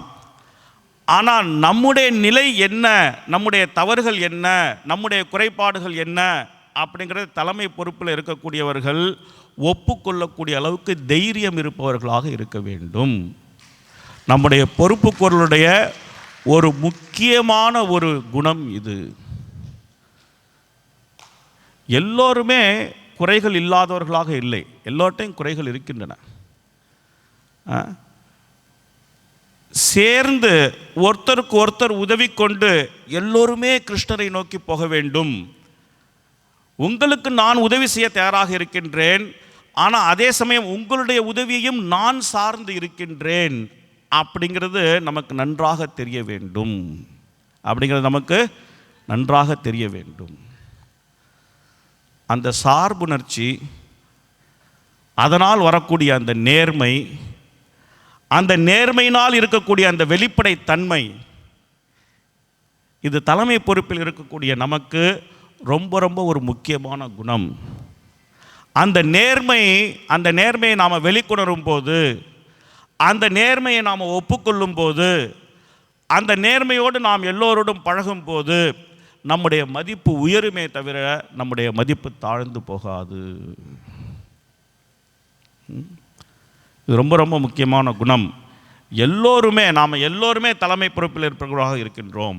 ஒரு பக்கம் நம்ம பின்தொடர்பவர்களாக இருக்கலாம், இன்னொரு பக்கம் நம்ம தலைமை பொறுப்பில் உள்ளவர்களாக இருக்கின்றோம். அதனால் ஒவ்வொருத்தரும் இந்த நேர்மையை கடைபிடிக்க வேண்டும். சத்ரஜித் அடிப்படையில் இந்த நேர்மையை கடைபிடிக்க தவறினார். அது அவர் செய்த முதல் தவறு.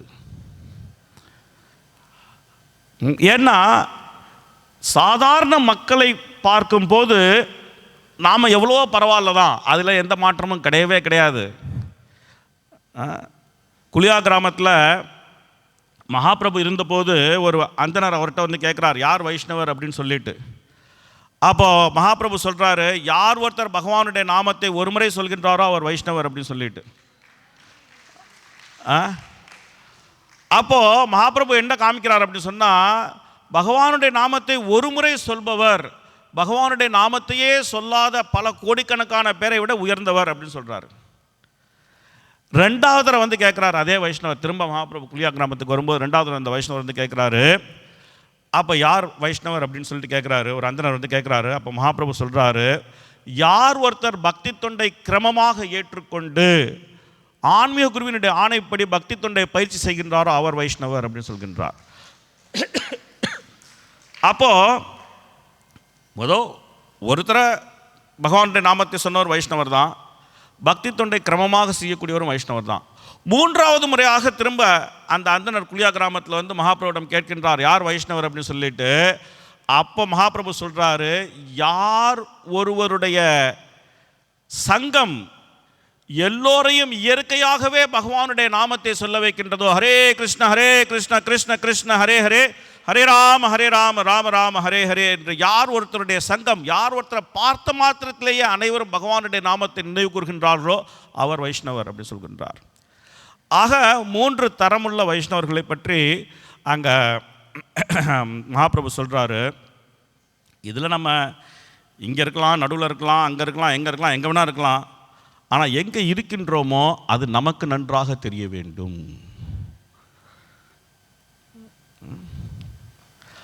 அதை நாம் வெளிப்படையாக ஒப்புக்கொள்வதில் எந்த விதமான வெட்கமோ சங்கோஜமோ இருக்கக்கூடாது. சில சமயங்களில் நம்ம தலைவராக இருக்கலாம், தலைமை பொறுப்பில் இருக்கலாம், சில சமயம் நம்ம தொண்டராக இருக்கலாம், சில சமயம் நான் இங்கே இருக்கலாம், சில சமயம் நான் அங்கே இருக்கலாம். இங்கே இருக்கும்போது என்ன கடமை ஆற்ற வேண்டுமோ அந்த கடமை ஆற்றப்பட வேண்டும், அங்கே இருக்கும்போது என்ன கடமை ஆற்ற வேண்டுமோ அந்த கடமை ஆற்றப்பட வேண்டும். அதனால் நேர்மை அப்படிங்கிறது தலைமை பொறுப்பில் இருப்பவர்களுக்கு ரொம்ப முக்கியம். நம்முடைய பொறுப்புரைத்தல் அப்படிங்கிறதுல நாம் பார்க்கக்கூடிய முதல் விஷயம் என்னது, நம்முடைய ஆன்மீக நிலையை நேர்மையாக ஒப்புக்கொள்ளக்கூடிய அந்த தைரியம், அந்த பொறுப்பு. ரெண்டாவது, சுதந்திர உணர்ச்சி அப்படிங்கிறது அதுதான் நம்ம இந்த ஜட உலகத்துக்கு கொண்டு வந்தது. அதனால் ஒரு அதிகாரப்பூர்வமான ஒரு தலைமை இருக்கும்போது அந்த அதிகாரப்பூர்வமான ஆன்மீக தலைமை நம்மை சரியாக வழிநடத்தும் போது சுதந்திரமாக நம்முடைய மனம் போன போக்கில் செயல்பட்டோம் அப்படின்னு சொன்னால் அது நம்மையும் நம்மை சார்ந்திருப்பவர்களையும் ஆபத்தில் கொண்டு போய் நிறுத்தும். இந்த அகில உலக கிருஷ்ண பக்தி இயக்கம் எவ்வாறு இயங்க வேண்டும் அப்படிங்கிறதுக்கு நம்முடைய ஸ்தாபக ஆச்சாரியராகிய பிரபுபாதர் சரியான ஒரு முறையை வகுத்து கொடுத்திருக்கின்றார். அந்த முறைப்படி விஷயங்கள் செய்யப்படுகின்றன. அந்த மாதிரியான விஷயங்கள் செய்யப்படும் போது அந்த முறைப்படி வரக்கூடிய அந்த ஒரு நிர்வாகம், அந்த நிர்வாகத்திலேருந்து வரக்கூடிய பலவிதமான பொறுப்புகள், கட்டளைகள், அதையெல்லாம் நாம் சரியான விதத்தில் ஏற்றுக்கொண்டு அதை சரியாக செயல்படுத்த வேண்டும். தன்னிச்சையான மனோபாவம் அப்படிங்கிறது இருக்குமானால் அது நிச்சயமாக நமக்கு கேடு விளைவிக்கும். அதனால் நாம் நம்மை சார்ந்திருப்பவர்கள் நம்முடைய வழி சார்ந்து நடக்க வேண்டும் அப்படின்னு நாம் நினைத்தோம் அப்படின்னு சொன்னால் நாம் யாரை சார்ந்திருக்கின்றோமோ அவர்களுடைய வழி சார்ந்து நாம் நடக்க வேண்டும். அந்த குணம் நம்மிடம் இருக்கும்போது அப்போ நம்மை வழி சார்ந்து நடப்பவர்கள் அந்த குணத்தை நம்மிடமிருந்து கற்றுக்கொள்வார்கள். அந்த குணம் நம்மிடம் இல்லாமல் நாம் தலைமை பொறுப்பில் இருப்பவர்களை பலவிதமாக விமர்சனம் செய்து நாம் அவங்களை வழி சார்ந்து நடக்க தவறினோம் அப்படின்னு சொன்னால், அப்போ நம்மை வழி சார்ந்து இருப்பவர்களும் அதையே நம்மிடமிருந்து கற்றுக்கொள்வார்கள். அந்த குணத்தை அவர்கள் நம்மிடமிருந்து கற்றுக்கொள்வார்கள். இன்றைக்கு நாம் நமக்கு மேலே இருப்பவர்களை தூற்றலாக பேசலாம், நாளைக்கு நமக்கு கீழே இருப்பவர்கள் நம்மை தூற்றலாக பேசுவார்கள். ஏன்னா நம்ம அதுதான் கற்றுக் கொடுத்தோம் அவங்களுக்கு. அதிகாரப்பூர்வமான ஒரு தலைமை, அந்த அதிகாரப்பூர்வமான தலைமை சரியான ஆன்மீக வாழ்க்கையில் ஆன்மீக பாதையில் நம்ம நடத்தி செல்லும்போது கருத்து வேறுபாடுகள் இருக்கலாம். கருத்து வேறுபாடுகள் எந்த தவறும் கிடையாது. கருத்து வேறுபாடுகள் இருக்கலாம். ஆனால் அந்த கருத்து வேறுபாடுகளை பகிர்ந்து கொண்டு, அந்த கருத்து வேறுபாடுகளை விவாதம் செய்து, அந்த கருத்து வேறுபாடுகளிலிருந்து ஒரு ஒருமித்த கருத்தை உண்டாக்கக்கூடிய அந்த பொறுப்பு ஆன்மீக தலைமை ஏற்றிருப்பவர்களுக்கு இருக்கின்றது.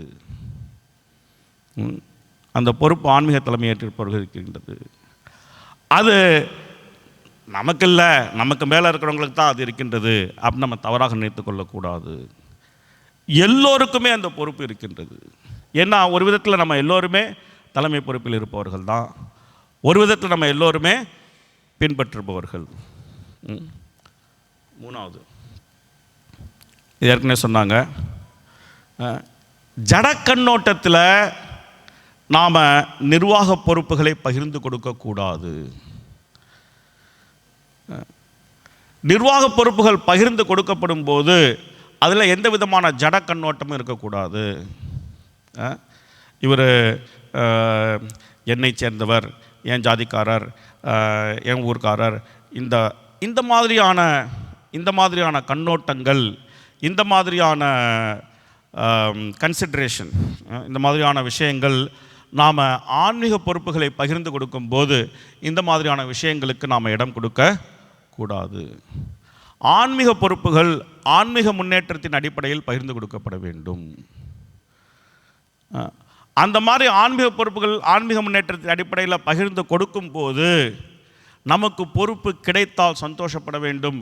கிடைக்கவில்லை என்றால் யாருக்கு பொறுப்பு கிடைத்திருக்கின்றதோ அவர்களோடு நாம் ஒத்துழைக்க வேண்டும்.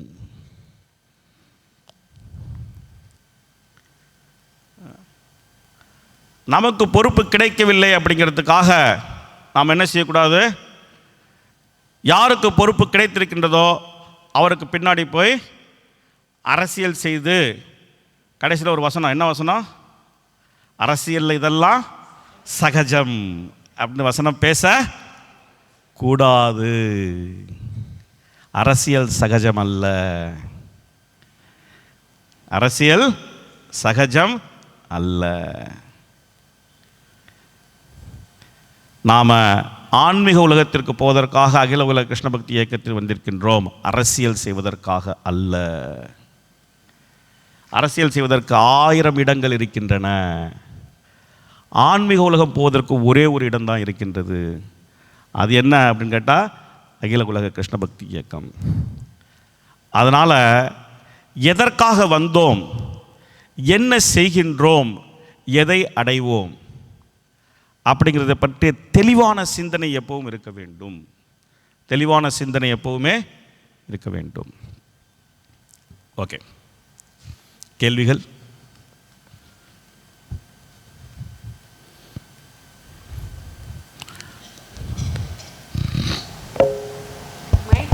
நான் வேகமாகவே பேசுவேன், அதான் பயமா இருக்கு.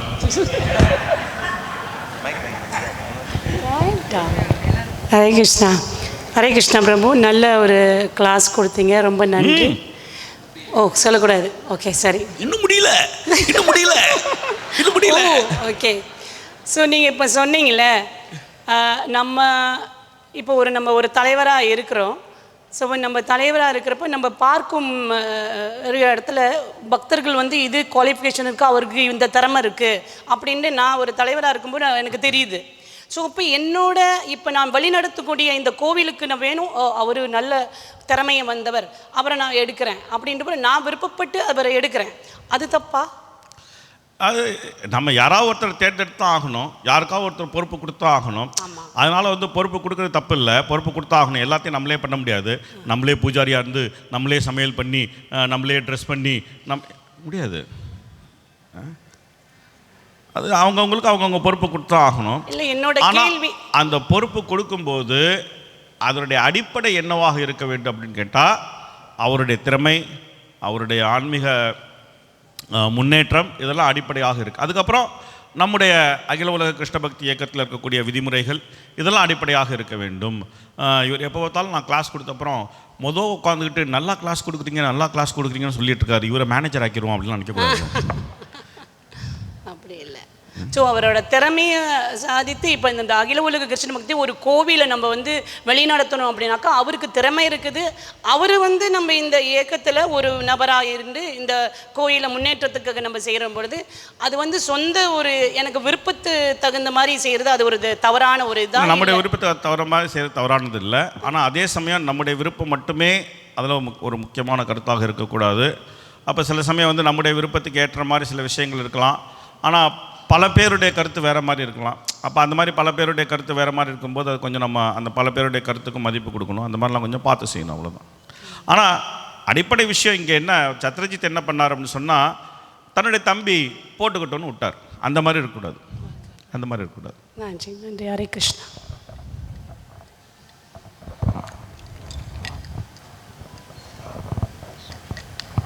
ஹரே கிருஷ்ணா பிரபு. ஹரே கிருஷ்ணா. ஸோ இந்த ரெண்டாவது இண்டிபெண்ட் மென்டலிட்டி.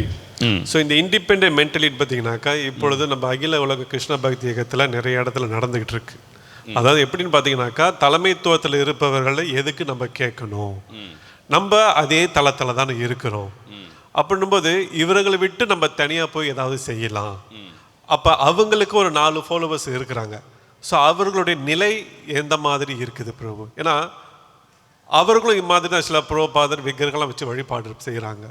ஆனால் இங்கே என்ன நடக்குதுனாக்கா நான் தனியாக இருந்து செய்யணும், எதுக்கு இவங்களுக்கு நான் ஒத்துழைக்கணும், தேவையில்லை, எனக்கு இந்த ஐடியா இருக்குது நான் செய்கிறேன் அப்படின்னு போயிடுறாங்க.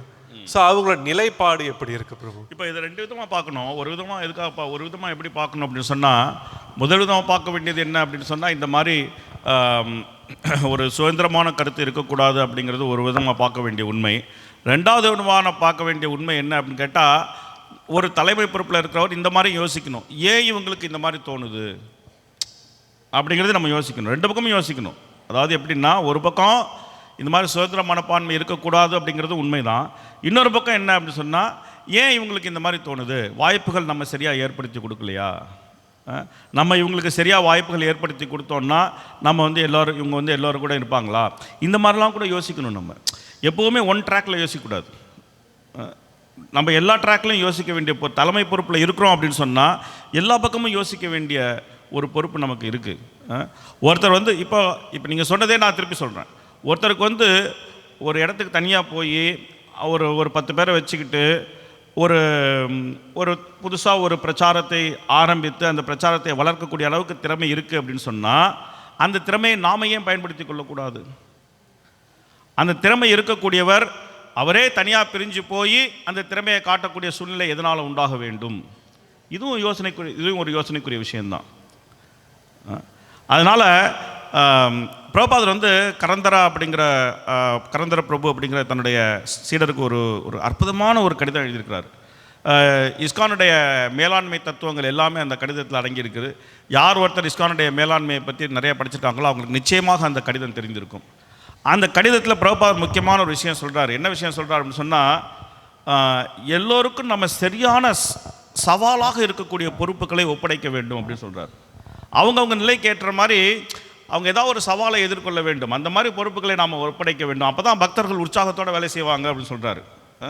ஒருத்தருக்கு வந்து உதாரணமாக சொல்கிறேன், ஒருத்தருக்கு வந்து ஒரு பெரிய பிரச்சாரம் பண்ணி ஒரு 100 பேரை சேர்த்து அவங்களெல்லாம் திரும்ப வந்து கிருஷ்ண உணர்வில் கொண்டு வரக்கூடிய ஒரு திறமை இருக்குன்னு வச்சுக்குவோம். ஒருத்தருக்கு அவருக்கு வந்து நம்ம வந்து அந்த திறமையை அவர் வெளிப்படுத்த முடியாத இடத்துல அவருக்கு ஒரு பொறுப்பை கொடுத்து அவரை உட்கார வச்சோம் அப்படின்னு சொன்னால் அவர் என்ன பண்ணுவார்? இது என்ன பிரச்சனை அப்படின்னு சொன்னால் எல்லோரும் எல்லாமே செய்ய வேண்டும், ஆனால் எல்லோரும் எல்லாம் செய்வதற்குரிய அந்த தூய்மை நமக்கு இன்னும் வரல. எதை செய்தாலும் அதை வந்து இதை பக்தி தொண்டு அப்படின்னு நினைத்து கொண்டு இதை வந்து தூய்மையாக செய்தால் நம்ம இதே வச்சு பகவான்கிட்ட போயிடலாம் அப்படிங்கிற அளவுக்கு ஒரு மன தூய்மை அப்படிங்கிறது எல்லாருக்குமே இருக்கிறதுக்கான வாய்ப்பு இல்லை. அப்போ அவங்கவுங்க என்ன யோசிக்கிறாங்க, என்னுடைய திறமைக்கு ஏற்ற மாதிரி எனக்கு வாய்ப்பு கிடைக்கணுமே அப்படின்னு யோசிக்கிறாங்க. அதை மாதிரி நம்ம பார்க்கணும். அது தலைமை பொறுப்பில் இருக்கவங்களுடைய ஒரு முக்கியமான ஒரு குணமும் கூட. அவங்கவுங்களுடைய திறமைக்கு ஏற்ற மாதிரி அவங்கவுங்கள எப்படி நம்ம வந்து பயன்படுத்தி கொள்ளலாம், எப்படி கிருஷ்ணருடைய சேவையில் ஈடுபடுத்தலாம் அப்படிங்கிறத பார்க்கணும். ரொம்ப முக்கியமான ஒரு குணம். ரெண்டு பக்கமும் பார்க்கணும். ஏதாவது கேள்வி இருக்கா? ஓகே, அடுத்த ஸ்லைட். தொடர்ந்து சத்ரஜித்தை பற்றி நம்ம பேச போகிறோம். என்னது, கிருஷ்ணனை பற்றி பல புரளிகள் ஏற்பட்ட போது அந்த புரளிகளை எல்லாம் அவர் எந்த விதமான அந்த புரளிகளை தடுப்பதற்கு அவர் எந்த விதமான முயற்சி எடுக்கலை. ஆனால் அவரே கிருஷ்ணரை பற்றி சந்தேகப்பட்டார். பண்ணியிருந்தாலும் பண்ணியிருப்பாருப்பா, போட்டு தள்ளக்கூடிய ஆள் தான் அவர். எத்தனை பேரை போட்டு தள்ளியிருக்காரு தெரியுமா? அவர் ஹிஸ்ட்ரி படிச்சுப்பார். பிறந்ததுலேருந்து போட்டு தள்ளுறதே தொழிலாக வச்சுருக்கிறார் அவர். அதனால் இவர் செய்திருக்கக்கூடிய வாய்ப்பு இருக்கின்றது அப்படின்னு நினைக்கலாம். அடுத்தது, கிருஷ்ணர் அந்த மணியை எடுத்து வந்து தான் செய்த தவறு இல்லை அப்படின்னு எல்லாருக்கும் நிரூபித்தார். இருந்தாலும் அவர் தன்னை திருத்திக் கொள்ளவில்லை. மூணாவது, தன்னுடைய மணி மேலே இருந்த அந்த ஒரு ஆகர்ஷணம் காரணமாக அவர் உயிரே இழக்க நேர்ந்தது. அதனால் வந்து துவாரகையில் பல பிரச்சனை உண்டானது. அடுத்த கிளாஸுக்கு டைம் ஆகிடுச்சுன்னு நினைக்கிறேன். அதனால் எல்லாம் வந்துட்டாங்க. 11:30. ஓகே, இப்போது தலைமை பொறுப்பில் இருக்கக்கூடியவர்கள் தனக்கு வேண்டப்படாதவர்களை பற்றி தேவையில்லாத புரளிகளை ஏற்படுத்தக்கூடாது. ஏற்படுத்தி தனக்கு வேண்டியவர்கள் அப்படின்னு ஒரு குழுவை ஏற்படுத்தி கொண்டு அந்த குழுவுக்குள்ளே குண்டுச்சட்டி குதிரை ஓட்டிக்கொண்டு இந்த மாதிரியான செயல்களில் ஈடுபடக்கூடாது.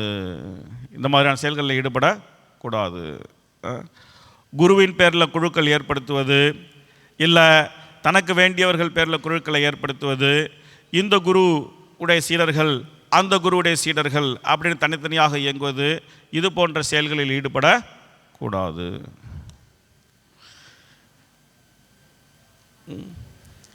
மற்றவர்களை திருப்திப்படுத்துவதற்காக நம்முடைய செயல்களை செய்யக்கூடாது. அதாவது மற்றவர்களுடைய மன திருப்திக்காக நம்முடைய செயல்களை செய்யக்கூடாது. சாஸ்திரத்தின் பேரில் நம்முடைய செயல்கள் இருக்க வேண்டும். எவ்வளோ பேர் எதோ சொல்லுவாங்க, எல்லோரையும் திருப்திப்படுத்த முடியாது. சாஸ்திரத்தின்படி எது சரியோ எது தவறோ அதை செய்யக்கூடிய அளவுக்கு நமக்கு அந்த ஒரு குணம் இருக்க வேண்டும். தலைமை பொறுப்பில் இருக்கிறவங்களுக்கு அந்த ஒரு குணம் இருக்க வேண்டும். அந்த மாதிரியான செயல்களில் ஈடுபடும் போது, எந்த மாதிரியான செயல்களில் ஈடுபடும் போது, ஜட ஆக்கர்ஷணத்தினால் உண்டான செயல்களில் ஈடுபடும் போது பக்தர்களுக்கு இடையில் மிகப்பெரிய விபத்துக்கள் நடக்கக்கூடிய வாய்ப்பு இருக்கின்றது. வன்முறைக்கும் வாய்ப்பு இருக்கின்றது. பலவிதமான சங்கடங்களில் நாம் போகக்கூடிய நிலை இருக்கின்றது, வாய்ப்பு இருக்கின்றது. இஸ்கானுடைய சரித்திரத்தில், குறிப்பாக இஸ்கான் மலேசியாவுடைய சரித்திரத்திலே இந்த மாதிரி விஷயங்கள்லாம் நடந்திருக்கின்றது. ஆரம்ப காலங்களில் இந்த விஷயங்கள்லாம் நடந்திருக்கின்றது. அதனால் பகவான் ஸ்ரீ கிருஷ்ணர் சரித்திரத்தின் மூலம் நமக்கு சில விஷயங்களை உணர்த்துகின்றார். அந்த விஷயங்களை நாம் தெளிவாக புரிந்து கொள்ள வேண்டும். அந்த மாதிரி புரிந்து கொள்ளவில்லை அப்படின்னு சொன்னால் சரித்திரம் திரும்பவும் சம்பவம் ஆகும். இன்றைய சம்பவம் நேற்றைய சரித்திரம், நேற்றைய சம்பவம் இன்றைய சரித்திரம், இன்றைய சம்பவம் நாளைய சரித்திரம் ஆகும். அதனால் ரொம்ப கவனமுடன் இருக்க வேண்டும். சரி, நம்ம லேட்டாக ஆரம்பித்தோம், ஆனால் அடுத்த செமினாருக்கான டைம் வந்து விட்டது. அதனால் இதை இப்படியே முடிச்சிடுவோம். கிருஷ்ணர் இருக்கிறாரு. கிருஷ்ணர் வந்து கரெக்ட் எக்ஸாம்பிள். ஒரு 5 நிமிஷத்தில் கிருஷ்ணரை பார்த்துட்டு அதுக்கப்புறம் முடிப்போம். ஓகே, கிருஷ்ணர் என்ன பண்ணார்? சத்ரஜித் தன்னை பற்றி ஒரு தவறான கருத்தை உண்டாக்கினார். ஆனால் கிருஷ்ணர் அதை பற்றிலாம் கவலைப்படல. ரெண்டாவது என்ன, சத்ரஜித்துடைய தம்பி இறந்து போனார். எல்லோருமே கிருஷ்ணரை குறை சொன்னார்கள். கிருஷ்ணர் வந்து நான் கடவுள், என்னெல்லாம் குறை சொல்ல முடியாது, உபநிஷத்தில் படித்து பாருங்கள், சுத்தம் அபாப வித்தம்லாம் போட்டிருக்கு, எல்லாம் போய் உபநிஷத்து ஈஸ்வரத்தை படிச்சுட்டு வாங்கப்பா, பக்தி சாஸ்திரி சர்டிஃபிகேட் எடுங்க அப்படின்லாம் சொல்ல. யார் குறை சொன்னார்களோ அவர்களே அழைத்து கொண்டு போனார். சரி, குறை சொன்னவர்கள் ஒரு பக்கம் இருக்கட்டும், என்னுடைய ஆளுங்களை நான் அழைச்சிட்டு போய் அவங்களுக்கு மட்டும் நான் காமிச்சு கொடுத்துட்றேன் அப்படின்னு பண்ணல. யார் குறை சொன்னார்களோ அவர்களே அழைத்து கொண்டு போனார். முதல் குணத்துலேருந்து நம்ம என்ன கற்றுக்கிறோம்? எல்லோருமே பொறுப்புக்கூறல் அப்படிங்கிறதுக்கு உட்பட்டு தான் இருக்க வேண்டும் அப்படின்னு தன்னுடைய நடத்தையின் மூலமே காட்டினார். அவர் வந்து சொல்ல, நான் கடவுள் என்கிட்ட மணியை கொடுத்துருன்னு சொல்ல, ராஜா அவர்கிட்ட மணியை கொடுன்னு தான் சொன்னார். எல்லோருமே பொறுப்புக்கூறலுக்கு எடுத்துக்காட்டாக இருக்க வேண்டும் அப்படின்னு காமிச்சார். ரெண்டாவது என்ன அப்படின்னு கேட்டால், தான் கடவுளாக இருந்தாலும் தன்மேல் ஒரு குறை அப்படின்னு வரும்போது பொறுப்புக்கூறல் எவ்வாறு இருக்க வேண்டும், அந்த குறையை எல்லோர் மத்தியிலும் எவ்வாறு நிறைவு செய்ய வேண்டும் அப்படிங்கிறத சரியாக அவர் செய்து காட்டினார். சரியாக அவர் செய்து காட்டினார். அவரிடம் அதிகாரம் இருந்தது. ஏன்னா கடவுளை விட அதிகாரம் படைத்தவர்கள் யாருமே கிடையாது. அவரிடம் அதிகாரம் இருந்தது. அவருக்கு சுதந்திரமும் இருக்கின்றது. சுதந்திரம் இருந்தாலும் சரி, அதிகாரம் இருந்தாலும் சரி, பொறுப்புக்கூறலிருந்து அவர் நிலை மாறவில்லை. சுதந்திரமும் அதிகாரமும் இருந்த ஒரே காரணத்தினால பொறுப்பு கூற வேண்டிய அவசியம் எனக்கு இல்லை அப்படின்னு கிருஷ்ணர் நினைக்கவில்லை.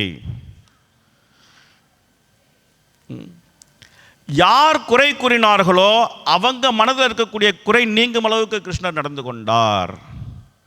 குறை கூறியவர்களை ஒதுக்கி தள்ளவில்லை, குறை கூறியவர்களை குறை சொல்லவில்லை. நான் கடவுள், நீ எப்படி என் மேல் குறை சொல்லலாம், உனக்குத்தான் அறிவில்லை, கடவுள் மேல் யாராவது குறை சொல்வார்களா, முட்டாள் போ அப்படின்னு சொல்லவில்லை. அவரே பொறுப்பாக நடந்து கொண்டார். ஓகே, நீ தானே குறை சொல்ற, நீயே வா, என்ன நடந்தது என்று உனக்கு முன்னாலே நான் காண்பிக்கின்றேன் அப்படின்னு எல்லார் முன்னிலையிலும் ரொம்ப தெளிவாக தன்னுடைய தன்னிலை விளக்கத்தை எல்லோர் முன்னிலையிலும் கொடுத்தார் பகவான் ஸ்ரீ கிருஷ்ணர். ஒரு தலைமை பண்பில் இருக்கக்கூடியவர் எவ்வாறு நடந்து கொள்ள வேண்டும் அப்படிங்கிறதுக்கு முன்னுதாரணமாக இருந்தார். யார் ஒருத்தர் தலைமை பொறுப்பை ஏற்றுக்கொள்கின்றார்களோ அவர்கள் விமர்சனத்திற்கு உள்ளாக வேண்டும். கிருஷ்ணரே விமர்சனத்துக்கு உள்ளானார். அப்போ நம்மெல்லாம் எந்த மூலைக்கு? அதனால் தலைமை பொறுப்பில் இருக்கும்போது விமர்சிக்கின்றார்கள் அப்படின்னு சொல்லக்கூடாது. தலைமை பொறுப்புனாலே விமர்சனம் தான், கிருஷ்ணருக்கே விமர்சனம், அப்போ நமக்கு நிச்சயமாக விமர்சனம் நடக்க தான் செய்யும். அப்போது அந்த விமர்சனத்தை எப்படி பொறுப்பாக எதிர்கொள்ள வேண்டும் அப்படிங்கிற பொறுப்பு யார் தலைமை பொறுப்பை ஏற்றுக்கொள்கின்றார்களோ அவர்களுக்கு இருக்கின்றது என்று கிருஷ்ணர் இங்கே காமிக்கிறாரு.